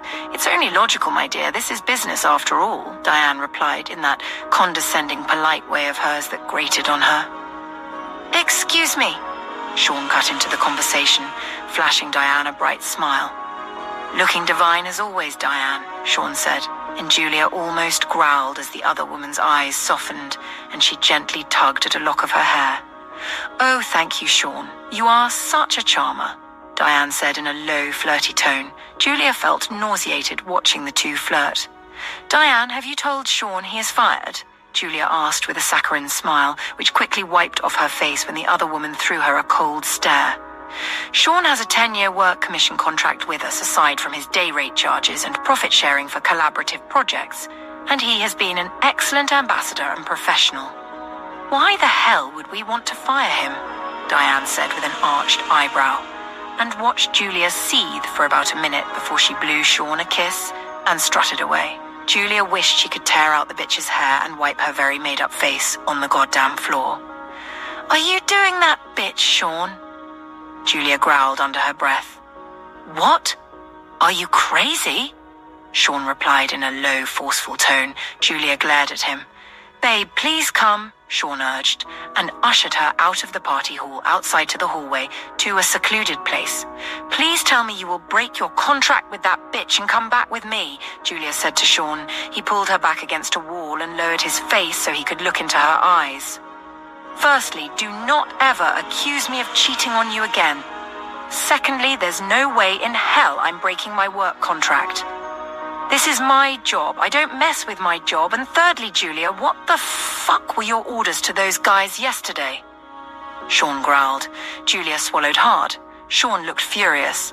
She had never seen him that way before. Baby, what's wrong? Julia said, trying to calm him down, but he growled at her in response. What the fuck was your order, Julia? He repeated. I sent them after Nathaniel's caregiver. I told you how the bitch humiliated me in that boardroom, didn't I? Julia replied to Sean in a petulant tone. Are you fucking kidding me right now? Sean replied with a mix of shock and anger. But you first suggested we kill her anyway. Julia snapped. I did, but that isn't the way. Damn it, you don't go gun blazing against Nathaniel Hawthorne's men. They are lethal. Trained, Julia. That could have been done with patience and careful planning. You let your anger get the best of you, and now you are dragging all of us down with you. Sean growled. What are you saying? Julia asked in a small voice, a tad scared now. Nathaniel's men killed 5 of Durham's men. 5! He snapped, making Julia flinch. But how come? Julia asked, really scared now. How come? Did you just fucking ask me how come? You sent them to face off with armed ex-SEALs. Do you fucking know who Andrew was?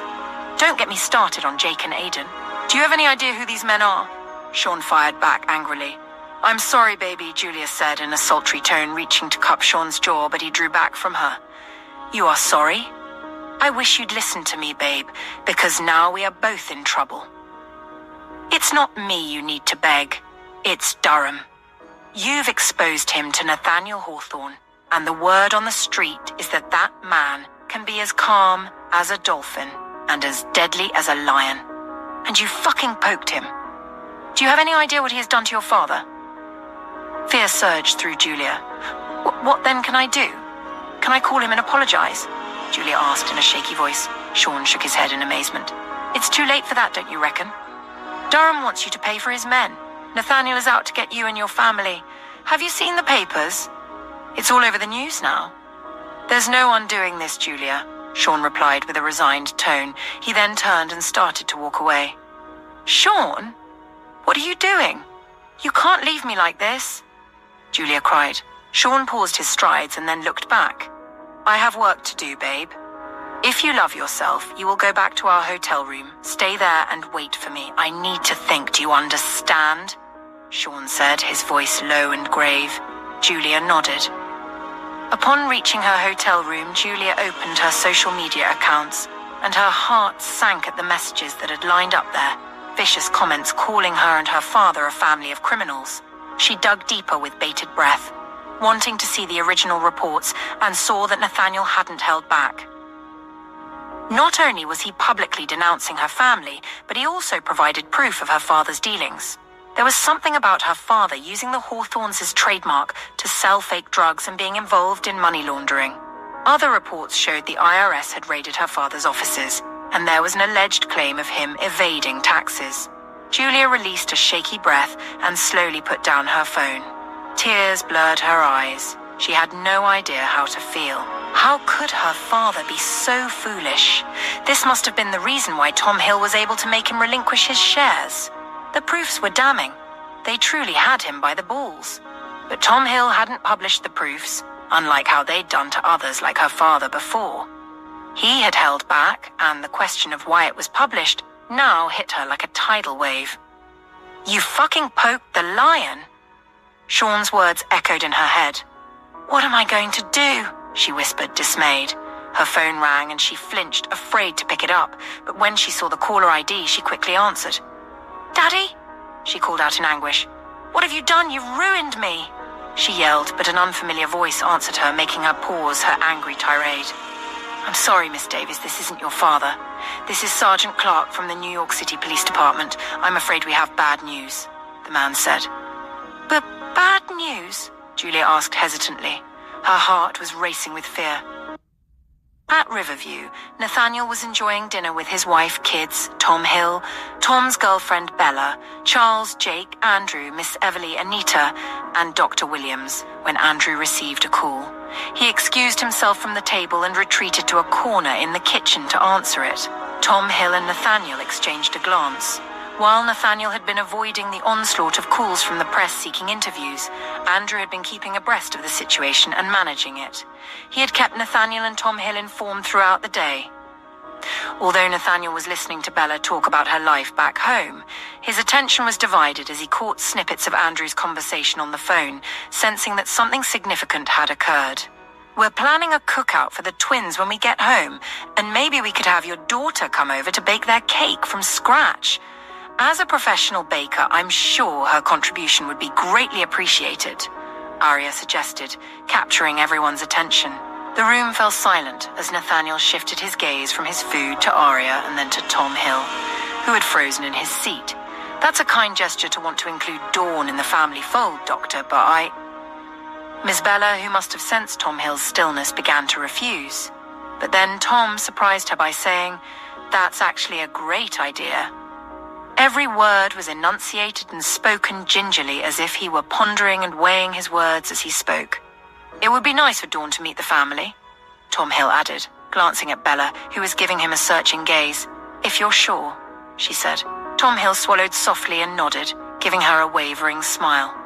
Nathaniel watched the exchange silently, a smile playing on his lips. "Good. I'll let Mrs. Jonas know to expect one more addition to the household," Aria said with a pleased smile. Nathaniel gave her an affectionate smile. Waking up beside her that morning had been quite satisfying after being without her for so long and thinking he might never have the chance again. It was another kind of joy to have their kids right there with him, and with her expecting another child, he felt completely in heaven. It was day 2 of waking up from his deep sleep, day 2 of supposedly being cancer-free. Although he still felt a tad chilly and had a slight, almost unnoticeable bone ache, and felt nauseous at certain smells, he was more or less his normal self again. After speaking with Tom that morning, he had gone for a walk with Andrew and Charles, with Dr. Williams and 2 of his interns at their heels. After walking about a kilometer in the rough terrain of the woods, Dr. Williams called for a stop. He took Nathaniel's vitals right there, noting his temperature, heart rate, and asking how he was feeling. Aside from feeling breathless from such physical activity after his treatment, he was otherwise fine. Once they returned to the house, the medical team insisted on a full body check and taking his blood sample for testing.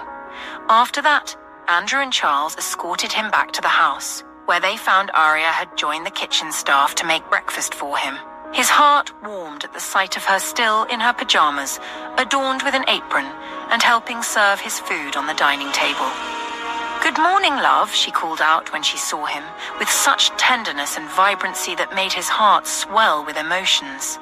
He approached her from behind, making her crane her neck to receive a kiss from him, eliciting an "oh" from everyone. Aria giggled shyly when he drew back. "Good morning to you too, my love," he whispered in a deep, husky tone. Her eyes sparkled with emotion as she looked at him. "Are the boys up yet?" Nathaniel asked as he walked towards the exit door. "Yep, my auntie and Anita are helping me prepare them for breakfast," Aria announced. "In our room?" he inquired. Aria shook her head, meeting his gaze. "Join me then," he replied, his eyes darkening before he turned and left. Aria felt flushed all over. She managed to help serve the food in serving bowls and nicely placed at the center of the table before heading back upstairs.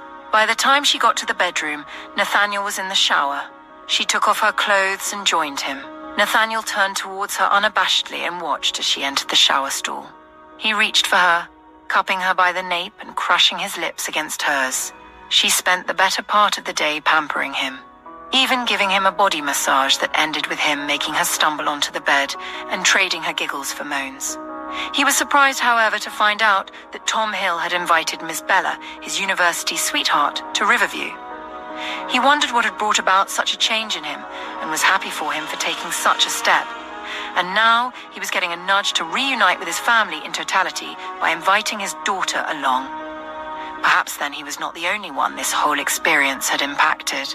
Perhaps then, like him, Tom Hill was also healing and learning to embrace the inevitable, just like he was doing with Aria. "Boss?" Andrew called from the dining room entrance. Nathaniel looked in his direction, meeting his gaze, and pushed back from the table. Liam and Owen, who were flanking him, made to follow him but were stopped by their mother. "Give Daddy a minute, he's coming back," Aria quickly reassured. "Daddy, are you coming back?" Liam asked just to be sure. Nathaniel chuckled and ran his fingers through his hair, doing the same for Owen as he quickly planted kisses on their foreheads. "Yes, son, give me a minute with Uncle Andrew," Nathaniel said in his deep, baritone voice, before throwing a glance at Tom, who also pushed back from the table and got up to follow him. The two followed Andrew out of the dining room to the living room, standing at the center of the room just by a couch. Andrew darted his gaze from Tom to Nathaniel and said, "John Davies is dead." No one made a sound for about a minute, and then Nathaniel asked, "How?" His voice low and grave. "Suicide. His body was found in his pool in his house in New York," Andrew supplied. "I thought he was out of town," Tom Hill said in a bland tone. "He got back at noon. He must have gotten wind of the hit and rushed back," Andrew said. "Who called you?" Nathaniel inquired. "Captain," Andrew supplied. Nathaniel could sense Andrew's hesitation and threw him a searching gaze. "There's more?" Nathaniel probed. Andrew nodded. "They saw a note on the table in his study addressed to Mr. Hill," Andrew said with a cold smirk. "What does it say?" Tom Hill asked, with an arched eyebrow. "See you in hell, Hill," Andrew quoted. "That's it?" Tom Hill asked with a bit of mirth in his tone. "There's more. I will send the picture to your phone." Andrew responded. Poor bastard, Tom Hill remarked. I didn't take him for such a coward to go down like that. Is it me, or does something seem off? Nathaniel questioned with a pensive frown. It's interesting you should say that. The captain didn't think it was a suicide either, Andrew revealed. Where's Julia? Nathaniel asked. Paris, they are about to inform her, Andrew said. Nathaniel nodded and looked at Tom Hill. If I were her, I would stay back there, Tom Hill suggested. Her father is involved with really colourful individuals, and he was in debt. It's a pity they brought this on themselves, Tom Hill said. Yeah, I almost feel sorry for her. Almost. But she shot at my pregnant wife and almost killed her with my unborn baby along with Aidan, Jake and Andrew.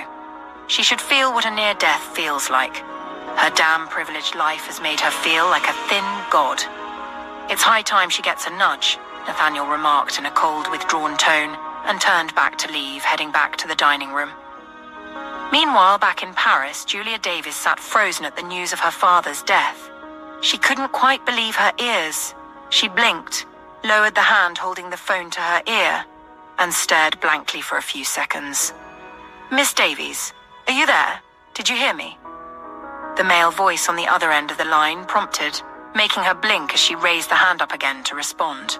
Yeah, I can hear you. You said my father is dead, Julia replied automatically like an unfeeling robot. Yes, I'm sorry for your loss. We'll need you to come down to the station once you're able. Although the circumstances suggest suicide, we're keeping all possibilities open until we can complete our investigation, the man said. Are you suggesting foul play? Julia asked hesitantly. We can't confirm anything yet, Miss Davis. We're simply being thorough.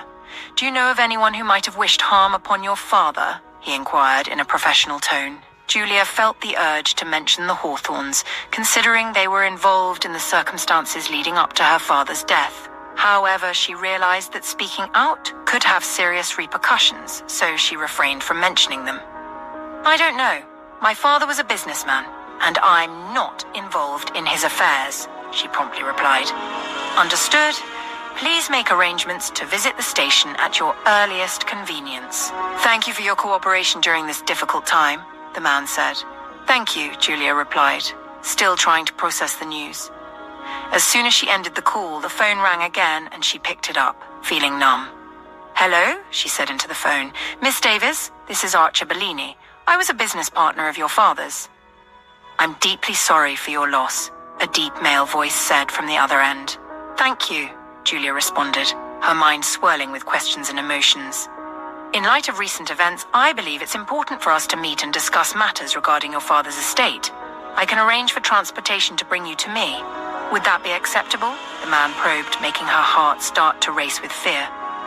I'm not sure. Can we discuss this later? I need time to process everything, Julia said, her voice trembling with emotion. Of course, Miss Davies. Please take all the time you need, but do keep in mind that there are matters that will need to be addressed soon. You see, your father owes me a lot of money he chose to squander. But now that his association with us has been leaked, I'm afraid I want my money, and you are his only living relative who can give it to me. To put it simply, you now owe me, Miss Davies, and with your cooperation, we can both look into how to sell your father's assets to pay me my money, the man said. I'm sorry. I just heard my father is dead.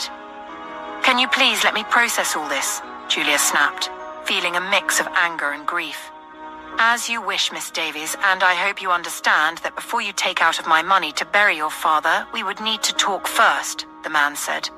Julia ended the call and dropped the phone as if it had suddenly become deadly. For about a minute she sat there, not daring to think or feel, but then the door was pushed open, and Sean hurried inside with a concerned stare. She immediately knew he'd found out. Baby, he cooed as he knelt by the bedside to draw her into his arms, holding her tightly. Julia held still for about a minute before the dam broke, and she started to shake, crying quietly. I'm so screwed, she sobbed. Hey, stop that. You have me. Come on, Sean comforted.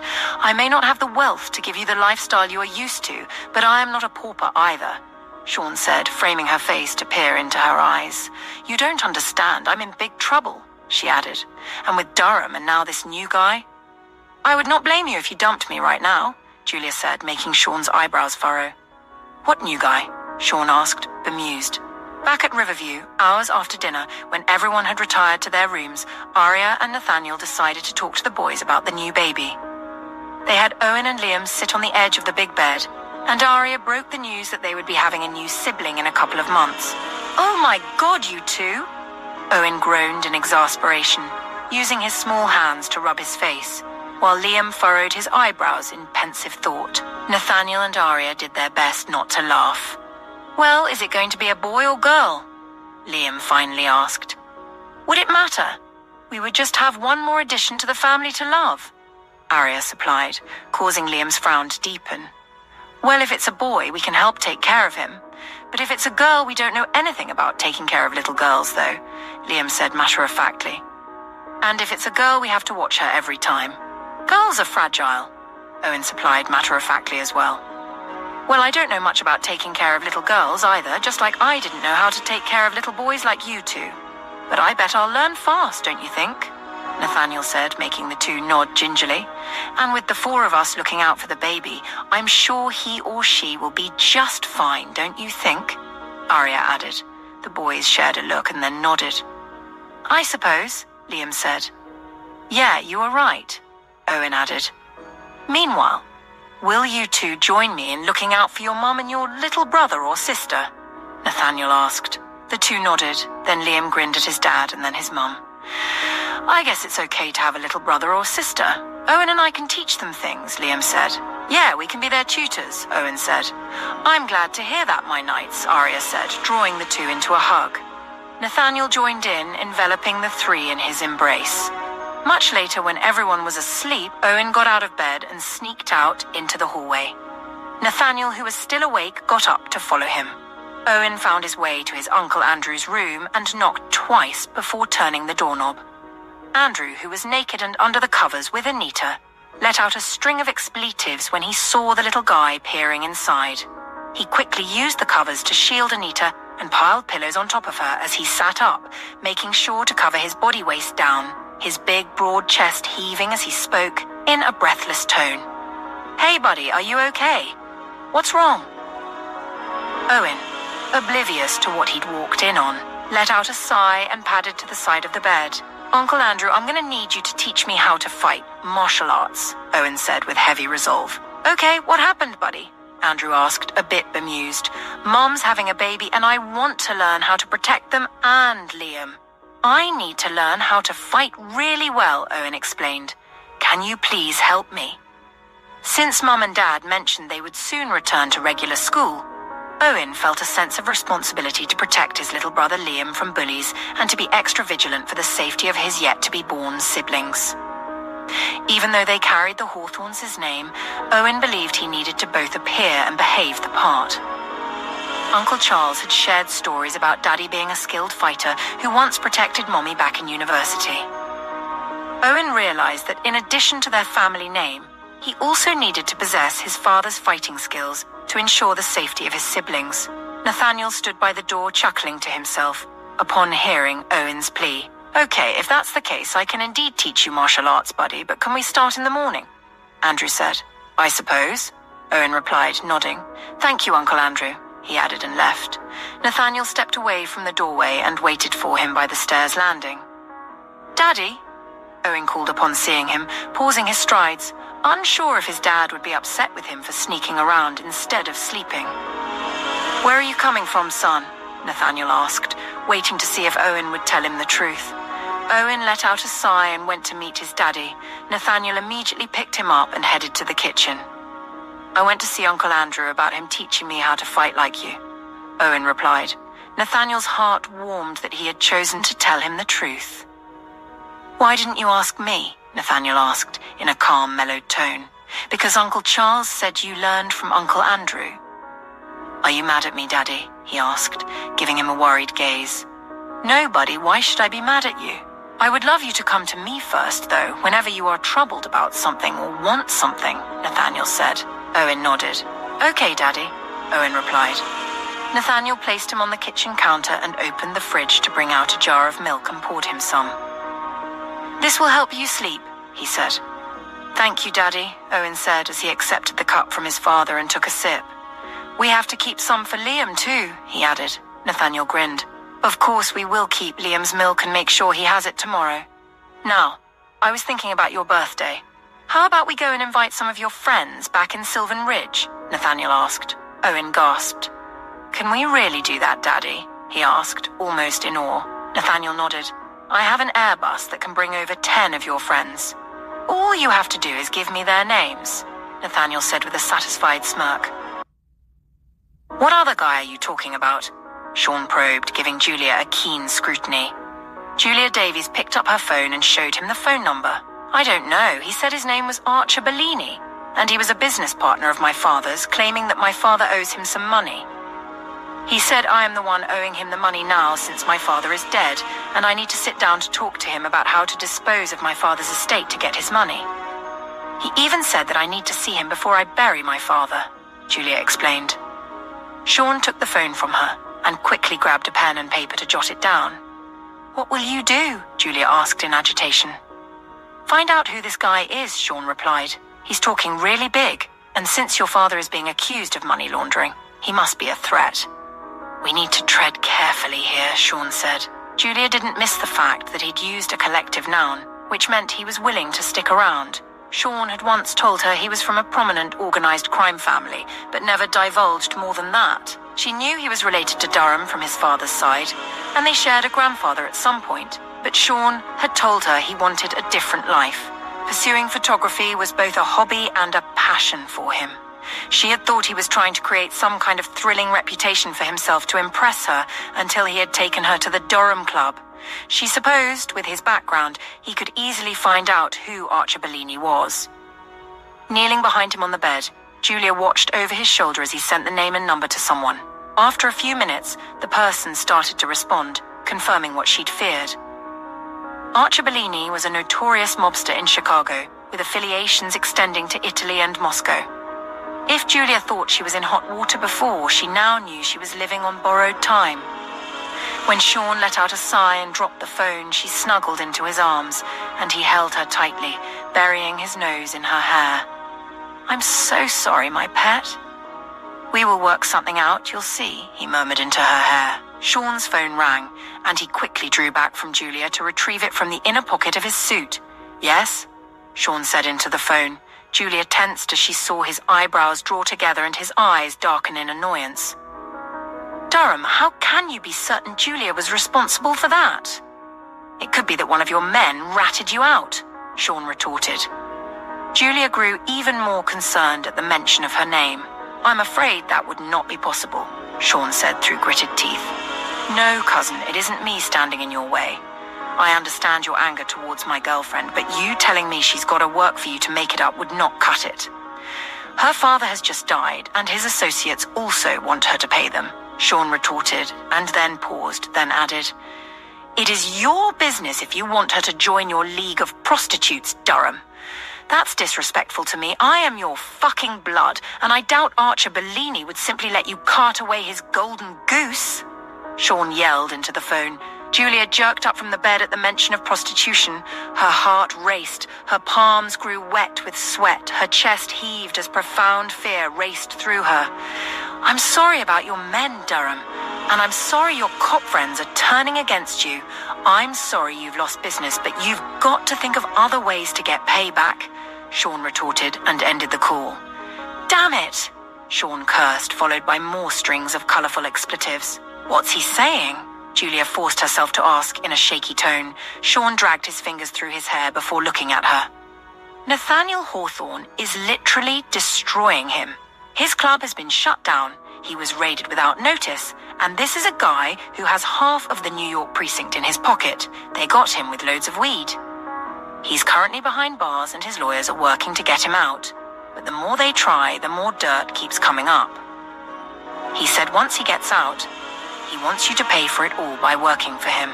"Sean was saying Dot is a prostitute?" Julia snapped with a shaky voice. Sean got up to walk over to her, reaching out to hold her by the forearms. I'm not going to allow that cupcake, you know that, Sean reassured her. What can you do against Durham, Sean? He's a criminal, Julia yelled in agitation. He might be a criminal, but he's still my family. I have two options to save you from him.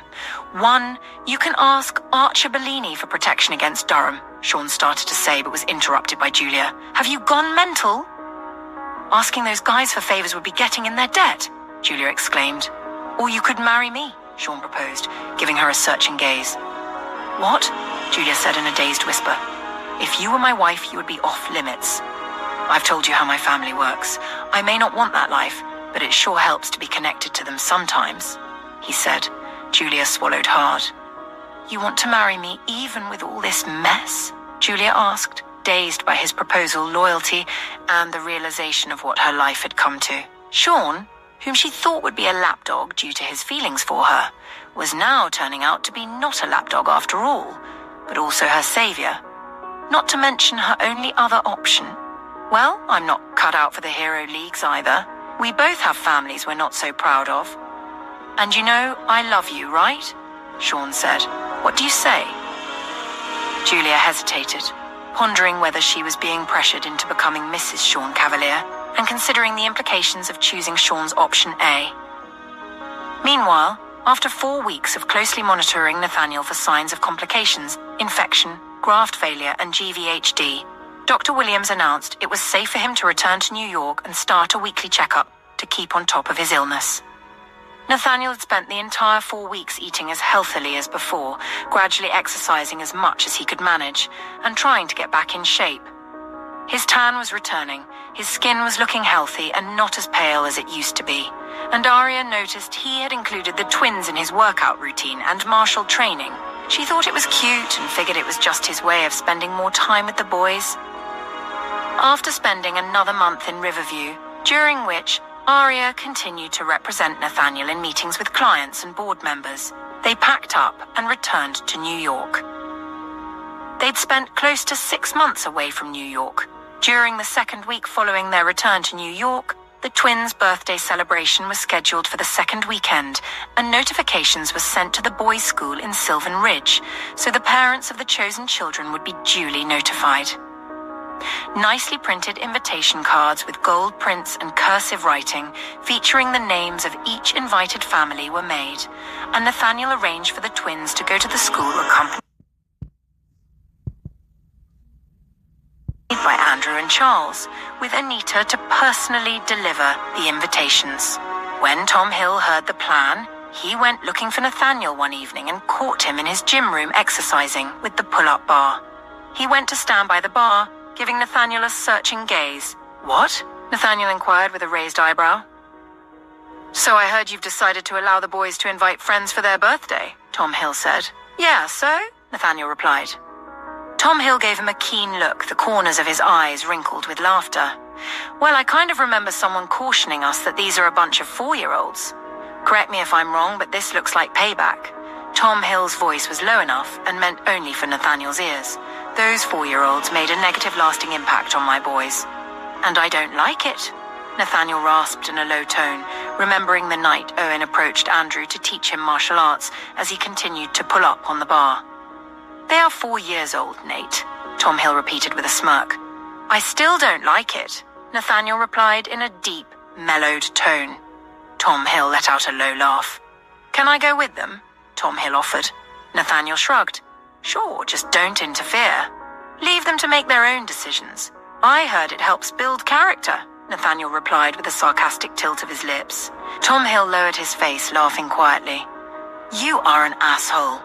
I'm happy their mother is normal at least, Tom Hill replied in a laughing tone. Then you haven't seen her defending what's hers, Nathaniel quipped.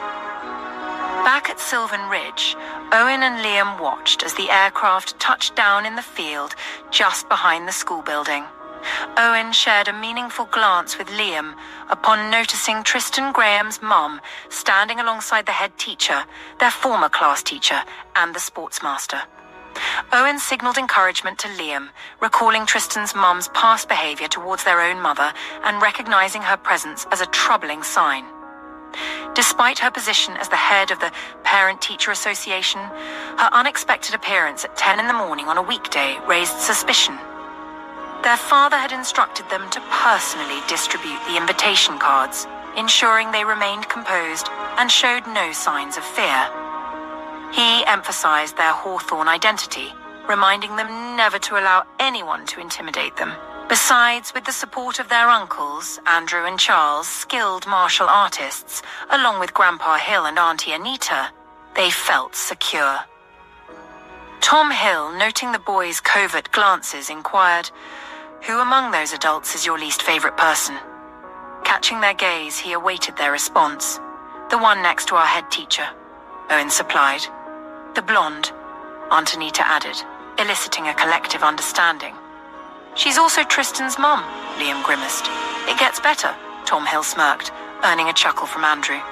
"I trust you'll behave, Mr. Hill," Andrew remarked. "Don't I always?" Tom Hill replied with mischievous amusement. As the head teacher and her assistant awaited their arrival, Uncle Andrew carried Owen while Charles supported Liam. Impeccably dressed in three-piece suits and custom wristwatches given to them by their father, their hair styled in man buns, they drew attention from the pupils watching through classroom windows, excited murmurs reaching their ears. Grandpa Hill and Auntie Anita led the way, flanked by their uncles. Approaching the group, Tom Hill greeted the school representatives, stepping aside for the boys to step forward. "I'm certain you remember Mr. Liam and Mr. Owen Hawthorne, Miss Forrester," Tom Hill said to the head teacher.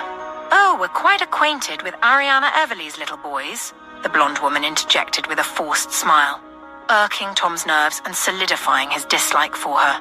When Andrew said, "That's Dr. Ariana Hawthorne to you, miss," Tom Hill realized he wasn't the only one to reach such a conclusion. "Hello, Pam," Anita said dismissively, turning her attention to the head teacher, causing the other woman to visibly bristle. "Good morning, Mrs. Forrester. Dr. Hawthorne sends her warm regards and these gift baskets for you and your wonderful staff," Anita said, gesturing to the 24 gift baskets being arranged on the school building's back stairs by Nathaniel's staff. "Oh, that's so kind of her. Miss Everly has always been—" the woman began before being promptly corrected by both Andrew and Charles. "Dr. and Mrs. Hawthorne, madam," they interjected. "Yes, forgive me for the slip-up. Liam and Owen's grandfather, God bless his soul, was a dear friend. Dr. Hawthorne will always be our lovely Aria," the woman replied warmly, disregarding the blonde who cleared her throat in obvious disapproval but didn't dare speak a word with Andrew and Charles standing there, looking intimidating in their dark shades and black suits.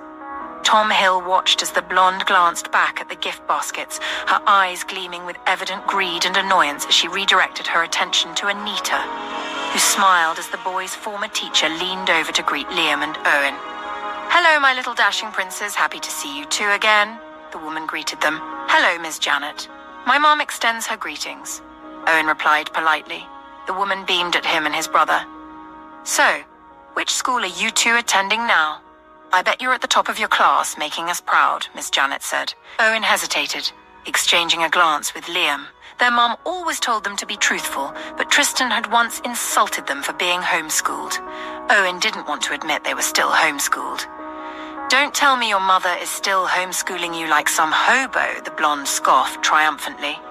"Yes, they are being homeschooled by the best minds of Harvard, Miss Graham, unless you think Harvard is overrated," Tom Hill supplied. Owen looked up at his Grandpa Hill and smiled at his cleverness. Indeed, they were being taught by their mom and dad, who were indeed the very best minds of their time at the prestigious school.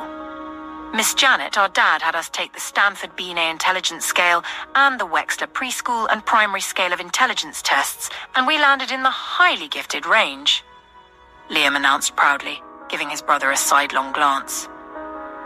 Owen nodded in approval. He hadn't really thought of that. He was glad Tristan's mom would not find something to embarrass them, and their mommy this time. "I believe you must have a child here, Mrs. Graham. What range was he categorized under in such tests, madam?" Tom Hill asked with a grin. If you would excuse me," the woman said and hurried away, bringing out her phone. Andrew smirked at her retreating back. Miss Janet took the boys by the hand and led them to their class. The entire class was in an uproar and only settled down when their teacher asked them to. Owen and Liam saw familiar, friendly faces and waved, but they didn't leave the front of the class as Miss Janet introduced Tom Hill as the twins' grandpa and Andrew and Charles as their uncles. "I'm sure you'll remember Nurse Anita," Miss Janet said. "Good morning, Miss Anita," the children chorused. Anita waved back in response. Tom Hill noticed a peculiar-looking boy in the middle of the class staring unsurely at the boys. He was blonde and bore a resemblance to the vile woman they had just encountered. Tom Hill was almost certain that the boy must be Tristan. He had the build and a mean face to go with it. Tom Hill couldn't help whispering to Liam, who was closest to him, to confirm. "Is the tall blonde boy Tristan?" Tom Hill asked. Liam turned to look into his eyes and nodded. Tom Hill grinned at him, making Liam chuckle. "Mom said we have to be nice, Grandpa Hill," he whispered. "Of course, son," Tom Hill replied, and winked at him, making him laugh. Andrew stood back and observed as Anita ensured that Owen and Liam divided the 10 invitation cards equally and called out the names of the friends invited to their New York birthday party. Miss Janet, who had been pre-informed, announced to each pupil that they and their families were to come to the school grounds first thing Saturday morning at 5 a.m. to be transported by airlift to the Hawthornes' residence. She also reassured the pupils who might not have been invited, informing them that Dr. and Mrs. Everly Hawthorne had arranged for gift baskets to be prepared for them as take-home gifts. Despite this, the pupils who weren't called weren't very happy, and one in particular followed the twins out of the classroom to the hall and yelled after them, "Your party is gonna suck anyway. Who would want to come?" Owen stopped and exchanged a glance with Liam before the two turned back. "Well, it's a good thing you weren't invited then," Owen replied. "Oh yeah, I bet your mummy lied to Mr. Hawthorne that he's your father because he's rich. How come he never visited?" "My dad lived with us and followed me to school sometimes," the boy retorted. "The little shit," Charles muttered under his breath at the audacity. The boy was bullying the twins even with adults around. "Who raised this little fucker?" Charles added. "That's my son. If you would please mind your tone, mister." Mrs. Graham suddenly appeared and walked to the boy's side. "Well, that explains it," Tom Hill remarked in a low, angry tone. "And what does that mean?" the woman retorted in a tight tone. "I must say the boy has a point." Owen and Liam suddenly heard their daddy's voice and looked back towards the entrance to the hallway and saw his tall frame approaching with a face mask covering half of his face. "Daddy!" Liam and Owen chorused as they rushed down the hall to their father, noticing their mummy had come too. "Mom, you came!" Owen exclaimed as Nathaniel picked him up with Liam. "Ah, well, your Aunt Anita told me something some time back. I figured she was right," Aria said to her boys as Nathaniel brought them close to her so she could hug and kiss them while he was still carrying them. Addressing Tristan's mother, Aria said, "Hello, Pam. How's Justin's real estate business these days?" Aria said offhandedly as she strode past the frozen woman to greet Miss Janet and the head teacher. As Aria and Anita stood alongside each other, they subtly exchanged a fist bump behind their backs, concealing the gesture with sly smiles. Shortly after the boys departed, Aria returned to the room she shared with Nathaniel and found him stepping out of the shower. His smile greeted her as she entered, their eyes meeting. Aria's pregnancy was now unmistakable, her radiant glow captivating him. She wore an A-line gown that reached above her knees, showcasing her lovely calves. The bodice of the dress hugged her full chest, accentuating her allure, while her dark curls were gathered atop her head with a few strands cascading down her face and neck. True to her natural beauty, she wore no makeup. As Nathaniel's gaze trailed down her body, he couldn't help but imagine the dress slipping away, recalling how her breasts had become fuller with pregnancy. "It's going to be a long flight to Sylvan Ridge," Aria grumbled, expressing her reservations about the plan, particularly about subjecting their babies to hours of flying without her. Nathaniel chuckled softly. "Andrew and Charles are with them.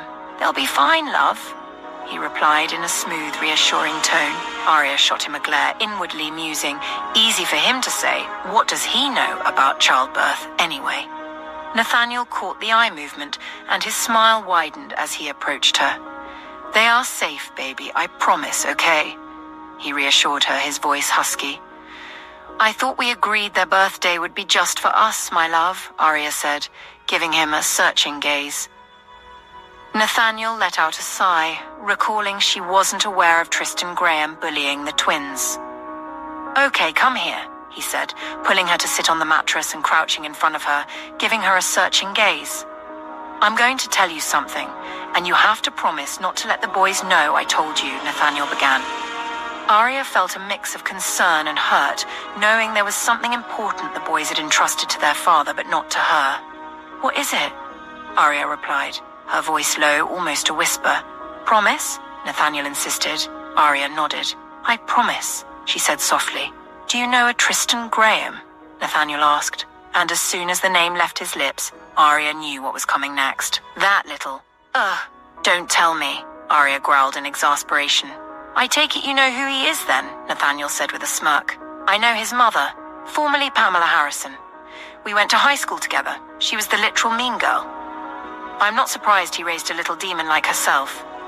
To think Justin Graham is a sweet human is beyond me. How he could fall for someone so vile. So this child is picking on my babies? Aria asked through gritted teeth. Nathaniel nodded. Why didn't they tell me? Aria asked, tears now filling her eyes. Hey, don't cry, my love. They were just concerned about you. They didn't want you going over to their school and getting hurt by the whole situation, Nathaniel explained, his voice gentle. Hurt? How come? They're the ones getting bullied. And they were concerned about me, Aria said, tears streaming down her face. It's because of the subject of the bullying, Ariana. The boys were teased about not having a father, Nathaniel said, his words causing Aria's heart to constrict with pain. I didn't know that. I thought all that vile was directed at me and not my babies, Aria said, her voice filled with emotion, her eyes blurred with tears.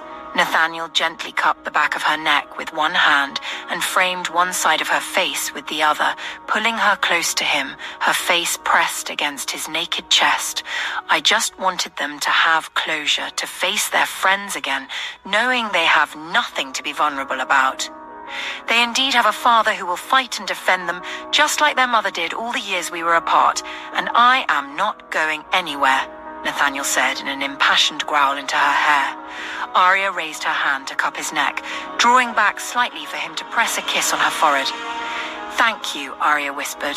They are mine too, Ariana, Nathaniel rasped. Now we just need to protect them together, he added. Aria took a deep breath and exhaled slowly as a thought struck her. Pamela Graham is the head of the Parent-Teacher Association now. If I knew her very well, she would be there. She never loses a chance to stick it to me. Justin Graham is the only breadwinner of the family, and Pamela is a housewife. Instead of taking joy in being who she was, she always chose to remind everyone that she was the wife of the richest man in the county, and thus didn't need to work. She didn't like my achievements and lived using my unmarried and single motherhood to taunt me, if she's going to be there waiting for my babies along with her. Child, I should have gone with them, she said, her tone a mix of annoyance and regret. Well, since I'm the reason for this bane, I might as well fix that, Nathaniel quipped. What are you saying?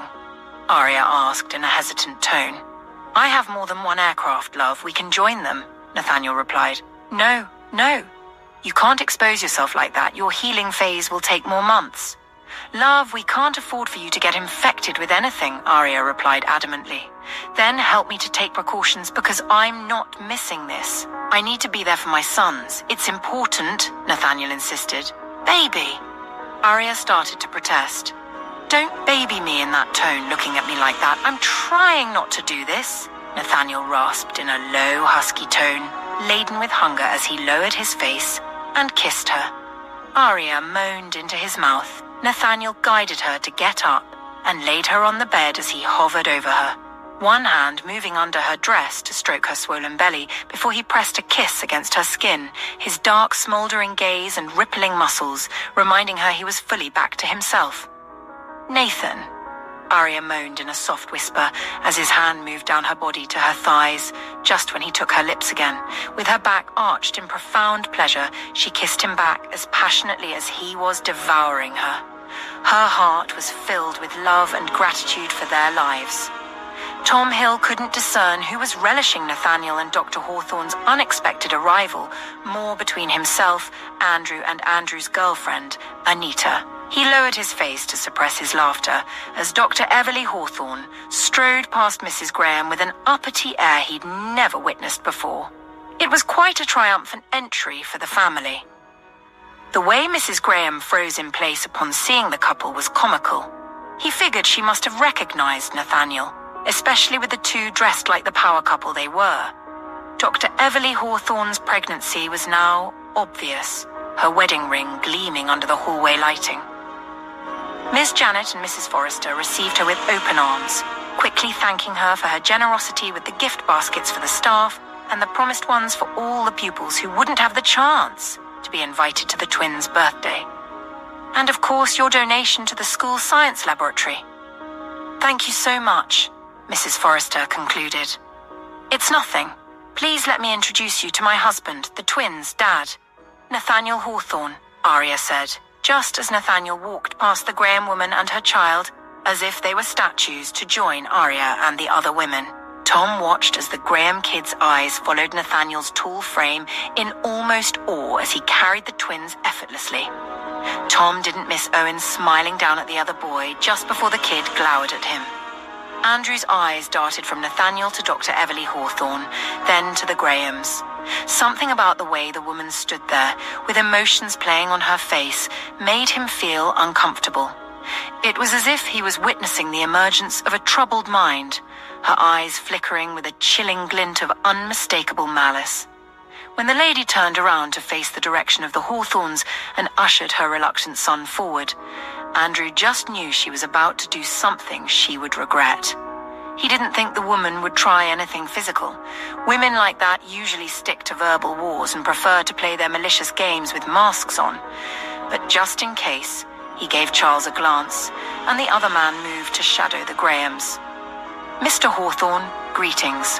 I'm Pamela Graham, the head of the Parent-Teacher Association at Sylvan School. Aria and I go way back. We were classmates in high school. My husband, Justin Graham, is a prominent real estate agent in Alaska. We've been together since our teenage years, and our son, Tristan, is a testament to our enduring love. Our family embodies the cherished values of Sylvan Ridge. When Aria returned home pregnant and unmarried, it was unexpected, given her family's reputation. We truly appreciate you adopting her boys and marrying her. They must have felt a bit out of place among their peers in such esteemed company. Pamela Graham spoke with a tone of satisfaction, causing the noise in the hallway to subside. Please tell me I can tackle this bitch, Anita whispered to Aria, who couldn't quite believe her ears. I'm afraid, Mrs. Hampton, Nathaniel began, deliberately calling her by the wrong name. When the woman attempted to speak, presumably to correct him, he raised his left hand in a superior manner to silence her and continued. You got it wrong. Aria and I attended the same university, Harvard. She was the most beautiful and brilliant woman I ever met. Like every relationship, we had our ups and downs. Her life was here, mine was in New York. But when we were done being mad at each other, I moved her and my boys back to New York, we got married, and the rest, as they say, is history. My boys were not adopted, and I would appreciate it if you didn't spread such rumors. You see, I do not take lightly to people who intentionally try to slander my family, Mrs. Hampton. A lot of people have gone down with just a whisper of a word against my family. Who did you say your husband was again? Nathaniel said with a cold tone, his eyes devoid of any emotion. The other woman blanched, swallowing hard, and instinctively moved back, as if scared of physical retaliation, and stepped into Charles. She jerked her gaze backward and saw Charles looking down at her coldly, and she quickly moved away. I think it's best you go home, Mrs. Graham, Mrs. Forrester said with a scowl, causing the other woman to glance at her with widened eyes. She then nodded shamefaced and pulled her son away. Why was Owen and Liam's dad asking who Daddy was when you'd already told him, Mom? Tristan asked. Shut up, Tris, his mother said through gritted teeth, hurrying away. Tris, Tom Hill repeated in an incredulous tone, making Andrew chuckle. I told you they were a real mean family, Owen whispered into his father's ear. Don't worry, son, they can't hurt you and your brother anymore, Nathaniel whispered back. After leaving the school and flying over Sylvan Ridge, they made a stop at the hospital.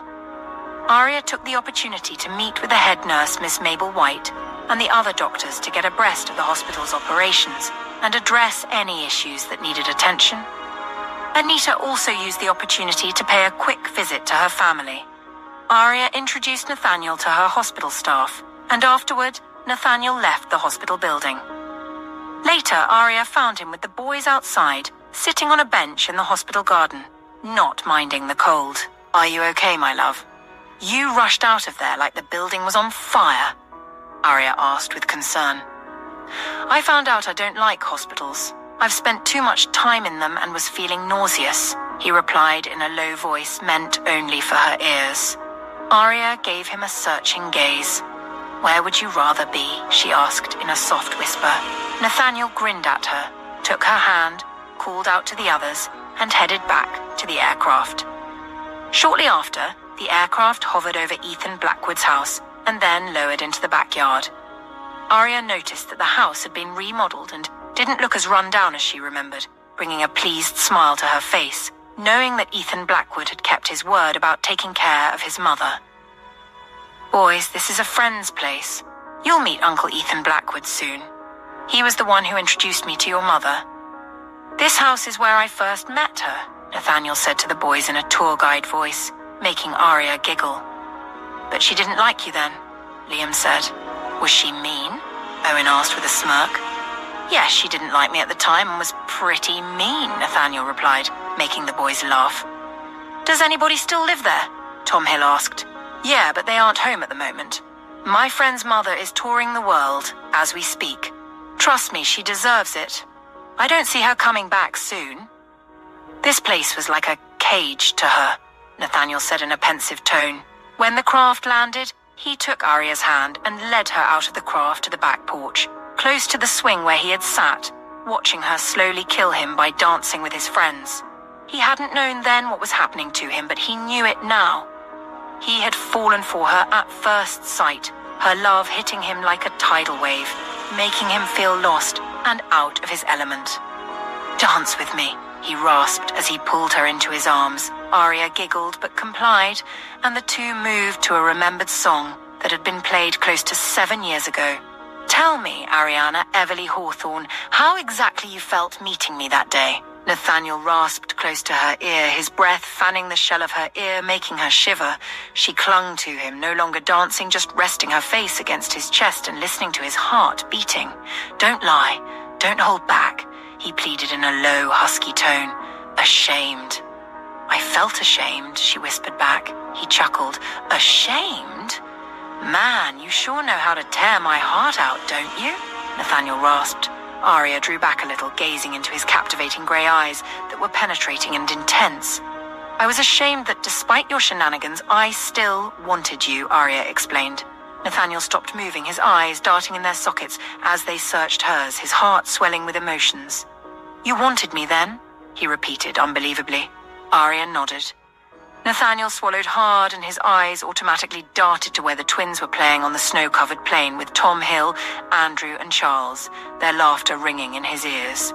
He lowered his eyes back to meet and hold hers. "You are very lucky we are not alone, Aria Hawthorne. You tell me this after all you've put me through?"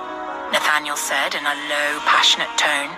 Aria stretched up to stand on her toes, grabbing and pulling him by the flaps of his suit as she crushed her lips against his. Nathaniel groaned against her lips and moaned, damn it, wanting to have her there and then. 3 months had passed since Julia Davies lost her father. 3 tumultuous months of life-changing upheavals that mercilessly lashed out at her. Now she found herself in a situation beyond anything she could have ever imagined, even in her wildest dreams, all because some old fling of Nathaniel Hawthorne's had come and disrupted her plans, leading her to make one bad decision after another.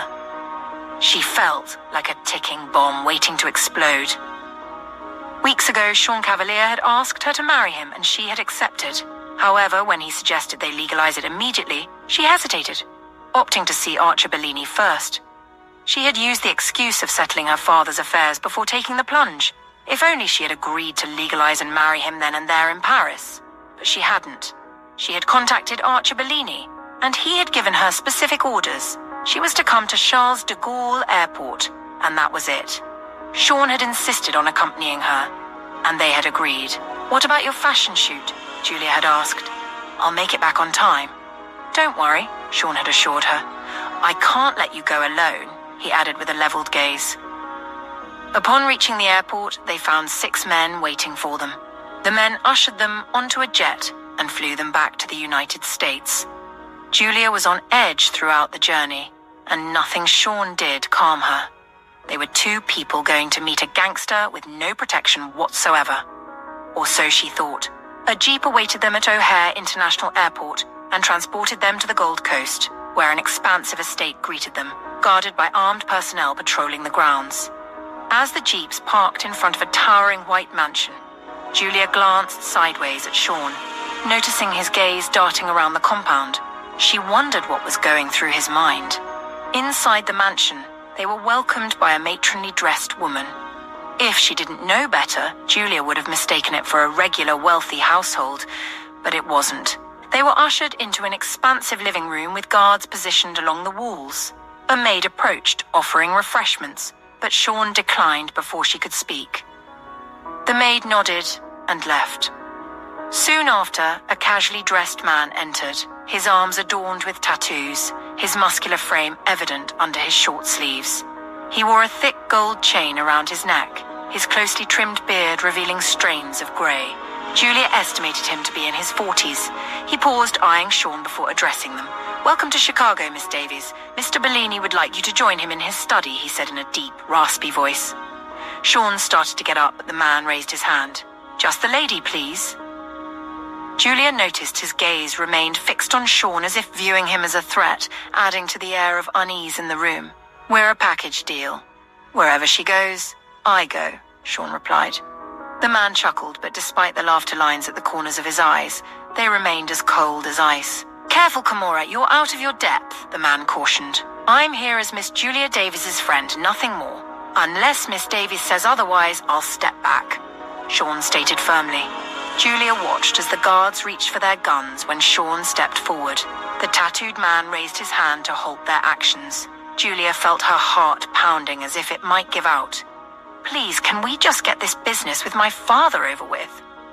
We have commitments to return to. Please," she implored, trying to steady her voice, though it trembled slightly. "Yes, of course, Miss Davies. But perhaps you can ask your friend to give you a few minutes alone," the man suggested, pausing suggestively and giving Sean a condescending smile. "Please, just a few minutes," Julia pleaded with Sean. He turned to look into her eyes, his gaze searching. Julia sensed there was a message in his eyes, but fear clouded her perception. She should have stayed by his side.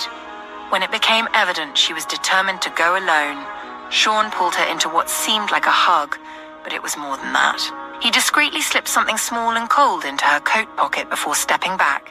"You have 10 minutes, he gritted through his teeth. The man laughed tauntingly as he escorted Julia away. "Ah, there you are," a man in his 50s greeted Julia as she was ushered into an expansive home office. Julia took a sharp breath when she saw Georgia and her father's lawyer, Mr. Daniel Russo, covered in bruises, standing in a corner of the room. "I'm Aria Everly," the man continued, standing up behind a huge desk and gesturing to the seat opposite him, Georgia's whimper mixed with the soulful opera playing in the background, creating a low background sound in the room. "Join us, please, Mr. Russo," Aria Everly urged, and the older man was jerked forward by the man with tattooed sleeves. He dragged Mr. Russo to the table and made him sit down in the other empty seat. For a moment, Julia felt paralyzed. "Please, what's going on here?" Julia managed to ask when she found the courage to speak again. "We will get to that in a minute." "Please have your seat, Miss Davies," the man invited in a polite tone, as if the evidence of his violence in the room didn't exist. He was as bulky as the man with the tattoo, but looked more refined, resembling a banker. He was well-groomed, wearing an impeccable suit and a gold wristwatch. Other than that, there was no blatant display of wealth. However, his knuckles were covered in blood, with a splash stain of crimson on his white undershirt. Julia gingerly complied. Rosso here has been trying to bring me up to speed about what's remaining of your father's assets. With everything, his houses, the money stashed away, including the one the pretty Miss Georgia thought about helping herself to, still wouldn't cover the debt your father owes me, Archer Bellini said, casually sitting back in his seat. Julia couldn't bring herself to meet the man's eyes. She quietly assimilated the information he was giving, remembering what the policeman who called had said about her father's death not being a suicide. Finding his assistant here when they were supposed to be in the Maldives together was all the evidence she needed that these people were responsible for her father's death. Maybe if you hadn't killed him, he would have been able to work something out with you, Julia said, realization dawning as she raised her eyes to meet the man's icy cold blue eyes. He grinned. I knew there was more to you than your looks. I figured there must be a reason a man like Nathaniel Hawthorne would pick someone like you to propose to. I'm sorry that didn't work out. Your father was using that as leverage. I must tell you, if you had managed to pull that off, you and I wouldn't be in this predicament now. But I began to doubt your level of intelligence when you chose to go after Nathaniel Hawthorne on your own, he said. The man standing behind her chuckled. Julia gave him a searching gaze, anger swelling inside her. The bastard was more or less admitting to killing her father, and now he thought to make fun of her. I mean, do you have any idea who Nathaniel Hawthorne's father was? Do you know the favors he needed to make people owe him to save Tom Hill and keep his son untouchable? I figured that must be really dumb until we saw your companion, Archer Bellini said, gesturing to live surveillance footage, showing where Sean was sitting down with his head bowed. Sean Kimura, alias Cavalier, the grandson of the Don himself, who chose to live outside the system, does of course have his own weight, but still he is no Nathaniel Hawthorne. But I understand what would give you that courage. Ignorance, they say, is bliss, he continued. Can we please get back to the reason why I'm here? Julia said, holding the man's gaze. The playfulness left Archer Bellini's face, and he leaned forward. First, you are going to sign off everything your father owned to me, Archer Bellini started to say. His assets are frozen, Mr. Bellini, like I told you. She can't really do that while the government has it all on lockdown, Mr. Rosso said in a shaky tone. Archer Bellini brought out a gun, pointed it at Georgia, and fired. The sharp sound of the gun firing and the gasp mixed with the thud of the girl hitting the floor was like a deadly symphony of simultaneous sounds in Julia's head. Interrupt me again, and it will be you on the floor, Archer Bellini said in a low, forceful growl. The man nodded. Julia released a shaky breath and slowly slipped her hand into her inner pocket, closing her fingers around whatever it was Sean had slipped into her coat. Her heart quivered when she found out it was a gun. She remembered the guards had patted them down even before they boarded the jet. How the hell did Sean manage to smuggle in a gun? Archer Bellini pushed the documents he wanted her to sign toward her, and the man behind her dropped a pen over them. If I do this, will you leave me alone? Julia asked. My apologies. I was on the subject before Rosso decided to interrupt me. About that, we've found out that your father owes a substantial amount of debt to the government, banks, etc. And because of that, my money is short, he replied, and paused before adding, How much is my money short of, Ricky? His voice was playful, a mocking smile tugging at the corners of his lips. 50 million, boss, the man behind Julia replied. Yes, 50 million. So yes, you can go after you've paid me 50 million and hand over your father's estate to me, Archer Bellini said. What are you saying? I don't have that kind of money now, and my father's estate, like his lawyer said, is out of my hands, Julia said through gritted teeth. Well, you know who can make his assets unfrozen. No. And while you are at it, you can also ask him for a quick loan. 50 million is a chicken change to Nathaniel Hawthorne. Ask him, he said, pushing a cell phone in front of her as well. Julia felt her heart sink. There's no way in hell Nathaniel would speak to her, not to mention her asking him to bail her out. And she was certain Archer Bellini knew it too. What, you forgot his number? Archer Bellini taunted. Julia felt tears pricking the back of her eyes. Archer Bellini let out a sigh after she stayed frozen for a few minutes, and he sat back. Well, if we are not taking that option, I'm afraid, my dear, the second option is I currently own you. You will stay by my side. Do whatever I ask you to do, until Nathaniel Hawthorne feels merciful enough to let loose of his hold on your family's neck. Then you will hand over your father's estate to me and work for me until my 50 million is complete, Archer Bellini said in a voice that was cold and cutting. I'm sure there are other ways we can work this out. After all, this isn't my debt, Julia said through gritted teeth. Do you have any other relatives who have the right to your father's estate? Archer Bellini asked. You can't just declare me as your fucking slave for something I knew nothing about, Julia snapped, realizing her life was slipping out of her fingers like grains of sand, and there was nothing to hold it in. Get out, Ricky. Take Rosso with you, Archer Bellini growled.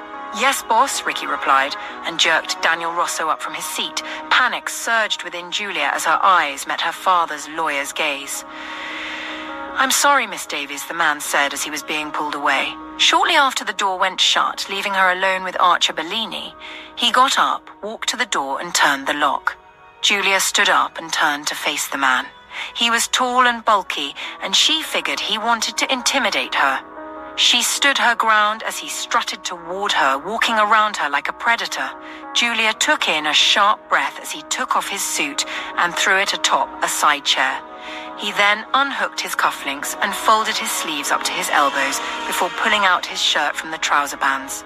Julia thought he might be preparing to hit her, like he had clearly done to Georgia, but then the man picked her up with one hand holding her by the waist and the other by the throat, making her sit on the edge of his desk. He settled between her legs, making her dress right up her thighs. Julia tried not to show fear as she looked into his eyes, but her heart was racing in the wall of her chest. Maybe you didn't get me, Miss Davis. You will be mine to do whatever the hell I want with until all my debt is paid, since you can't contact Hawthorne to ask for help. And believe me, Kimura won't be of assistance either. He grasps our methods and recognizes that I'm merely a businessman. He wouldn't intervene in my pursuit to recover my money, he said hoarsely. Julia sensed him pulling down his pants and felt his naked skin against her inner thighs. How did you kill my father? Julia asked, ignoring that the man was preparing to have her, as if she was some kind of cheap slut. He was weak. He would have talked, and I couldn't let that happen. He was begging like a fucking coward, using you as leverage, he said, his lust evident in his eyes and voice now.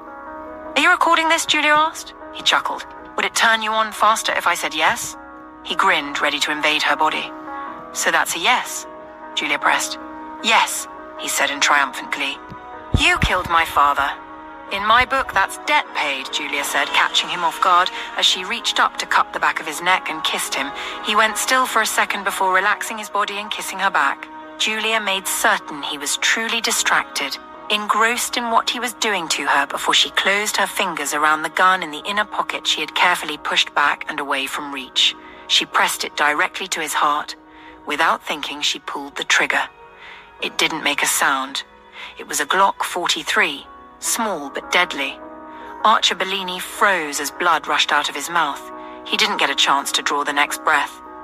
Before he could fall backward, Julia grabbed him tightly, carefully moving backward until he was face down on the table, lying with half of his body on the table, with his feet still on the floor, his trousers pulled down in a tangled heap around his ankles. Julia rose from the table, her inner dress stained with blood but her coat unblemished. Pulling its flaps tightly around her trembling form, she knew she'd crossed a line, yet the satisfaction of avenging her father's death soothed her. Hunting for the hidden camera, she retrieved the incriminating footage of Archer Bellini's confession and sent it to Sean, along with photos of Bellini's lifeless body, accompanied by a message conveying the true account of what had happened. Bellini had confessed to her father's murder and attempted to rape her, claiming he now owned her. I'm sorry, Sean. Please leave. Make an excuse and go. She hastily typed a message on her phone and discreetly stashed it away as the sound of booted feet approached outside her door. She let out a loud moan, feigning pleasure, and exclaimed, "Yes, don't stop! Ooh!" Pressing her ear against the door, she thought she heard a chuckle from the other side. She started to pace with her mind racing, contemplating how she could survive the ordeal before Archer Bellini's men discovered that she had killed him. Much later, a knock echoed from the door, causing her to flinch. "Boss, I'm afraid there's a new development," Julia heard Ricky say from the other side. "Boss?" he called again, his voice growing impatient. After about 5 minutes of knocking, he declared, "I'm coming in." Julia stood with her back against the side wall, gripping the gun tightly, as the door was pushed open, and the hulky man strode in. He emitted a deep, throaty growl upon seeing Archer Bellini dead. When he turned around and spotted Julia pointing a gun at him, he swallowed softly, glowering at her. "You won't make it out of here alive. If you manage to escape with Kimura's help, you would spend your life looking over your shoulder, and when you least expect it, we will get you. You just messed up majorly, bitch," he growled. "What if I agree to be yours instead and sign off my father's estate to you? Would you still make that stand? Did he kill my father, Ricky? Or was it you? Were you the lapdog who killed him?" Julia retorted in a low growl. "You don't get it, do you? Your father was a crook living by the sword and dead by it. He knew what he was doing when he was double-crossing dangerous people. He knew how it would end. If he hadn't died by Archer's hand, he was going to die anyway," Ricky said as he moved closer to Julia. Her hand didn't waver as she continued to point the gun at him. "Well, he pulled the trigger. I would rather die than let him have me," Julia replied. Ricky grinned coldly. "I think I'm beginning to understand why all these men want you. First Hawthorne, then Kimura and Archer. You're like an enchanting but deadly rose, Julia Davies. But I'm not about to sentence myself to death. Archer would have just taken you. Kimura wouldn't let him keep you. But now you've caused quite a problem," Ricky said through gritted teeth. "Not if you keep quiet," Julia challenged. Ricky paused his strides. "I will give you my father's estate and you get to have me. But you'll have to solve one other problem for me, Durham. He's a pain in my ass and I want him gone. You do that and the money is yours," Julia proposed, watching as Ricky trailed his eyes lustfully down her body, pondering her offer. "I thought you were Kimura's woman," Ricky questioned. "I am," Julia affirmed. Just then, Sean walked in, but he wasn't alone. About a dozen hefty, armed men strode in with him. Julia felt her heart skip a beat at her near escape. If she had said she wasn't Sean's woman, he would have heard, and who knows what he would have done.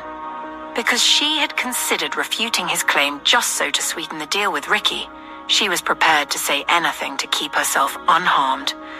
"Baby, are you okay?" Sean asked. "Yes," Julia replied in a shaky whisper. She watched as Ricky's eyes bounced from her to Sean, a slow smirk forming at the corner of his lips. "This is how it's going to go," Sean started, as tension filled the room, pulling Julia close to him. "I have evidence implicating Archer in John Davies's murder. We all know the truth, but that won't be the narrative. Julia didn't kill Archer Bellini. Georgia had a confrontation with him, resulting in an accident. Julia will settle the debt owed, I assure you, but on her terms. We'll leave peacefully, or you'll face repercussions from the Kimura family," Sean declared. Ricky didn't take his eyes off Julia for about a minute before he spoke. "I'll take Miss Julia's offer. You have my word as a gentleman." "You can leave," Ricky said. Julia couldn't quite believe it when they boarded a jet back to Paris a few minutes later. However, it wasn't Bellini's jet, and Julia heard Sean calling one of the men who came to their rescue cousin and promising to make it up to him. She clung to Sean's side, her body quivering from her ordeal. "What was the offer you gave Ricky?" Sean asked in a tense tone once they were back at the hotel in Paris. Julia swallowed hard and told him the edited version, leaving out the part about offering herself and asking for his cousin's death. "I told him I would hand over my father's assets to him if he let me go," she confessed. Sean nodded. "That's okay, but you could run your father's legal businesses to pay back. I know you can handle that. With a little PR stunt, you should be able to buy people's pity, stating you were never part of his crooked dealings and making that public knowledge, removing your brand from the whole mess. I will have someone speak with Ricky," Sean assured her. With the way Sean had whisked her out of there, she was certain if she had married him as he proposed, the meeting with Archer Bellini would have gone differently because then Sean would be representing her. "Do you still want to marry me?" Julia asked. Sean turned to look at her and smiled. "Of course, baby," he rasped. "Then let's do it," she said with a broad smile. Sean married her right after finishing the Paris show. He also introduced her to a team of PR agents to begin working on her reputation. After weeks of her ordeal with Archer Bellini, and still unable to pay a dime of her debt living off Sean, Ricky paid her a visit in the small agency she'd started for young models. She was certain he had been watching her for a while because he waylaid her just after the last person left the studio premises, slipping into her office and locking the door behind him, trapping her with him. "What are you doing, Ricky?" she asked, in a fear-laden tone. "You seem to have forgotten about our deal," he said. "I'm working on getting your money. Rosso and I have been to court." Julia began to explain. "Oh yes, I know about that. I have been following your little legal matters and seeing how cleverly you are maintaining your holistic image. But, my dear, interests are piling up, and I needed to let you know time is of the essence," he said as he cornered her against her table, holding her by her waist. "Fine, I've been duly reminded," Julia said. "Thank you," he said in a husky whisper, placing a finger under her chin to make her look up into his eyes. "There's one more thing you've also forgotten," he rasped, making her turn around and pushing her over her desk, bending her over as he leaned over her, pulling up her skirt. "I thought to jog your memory as well. I'm certain you've heard of Durham's unfortunate accident in prison," he rasped close to her ear. "I'm Sean Cavalier's wife," she yelled. "Which would make this far sweeter," he'd rasped with pleasure. Afterward, when he was done with her, with chest heaving, he'd said, "I know you are clever, so don't think of ratting me out to Kimura, otherwise he would know who ordered the death of his dear cousin Durham." He then forcefully kissed her, laughing as he left. Tears streamed down Julia's face as she found her way back home, to the flat she shared with Sean. He had gone to a shooting job in Greece, and thankfully there was no one at home except for their maid. She went to the bathroom to scrub her body, crying quietly and seething in anger. She was upset at her helplessness and her inability to get out of the hole she and her father had dug, no matter how hard she had worked. Driving past the Hawthornes' office building and catching a glimpse of Nathaniel with his wife and kids was like rubbing salt on an already open wound. The thought of getting the money by whatever means possible ignited inside her. She could not afford to lose Sean over this Ricky business, and she figured Nathaniel owed her and must pay one way or another.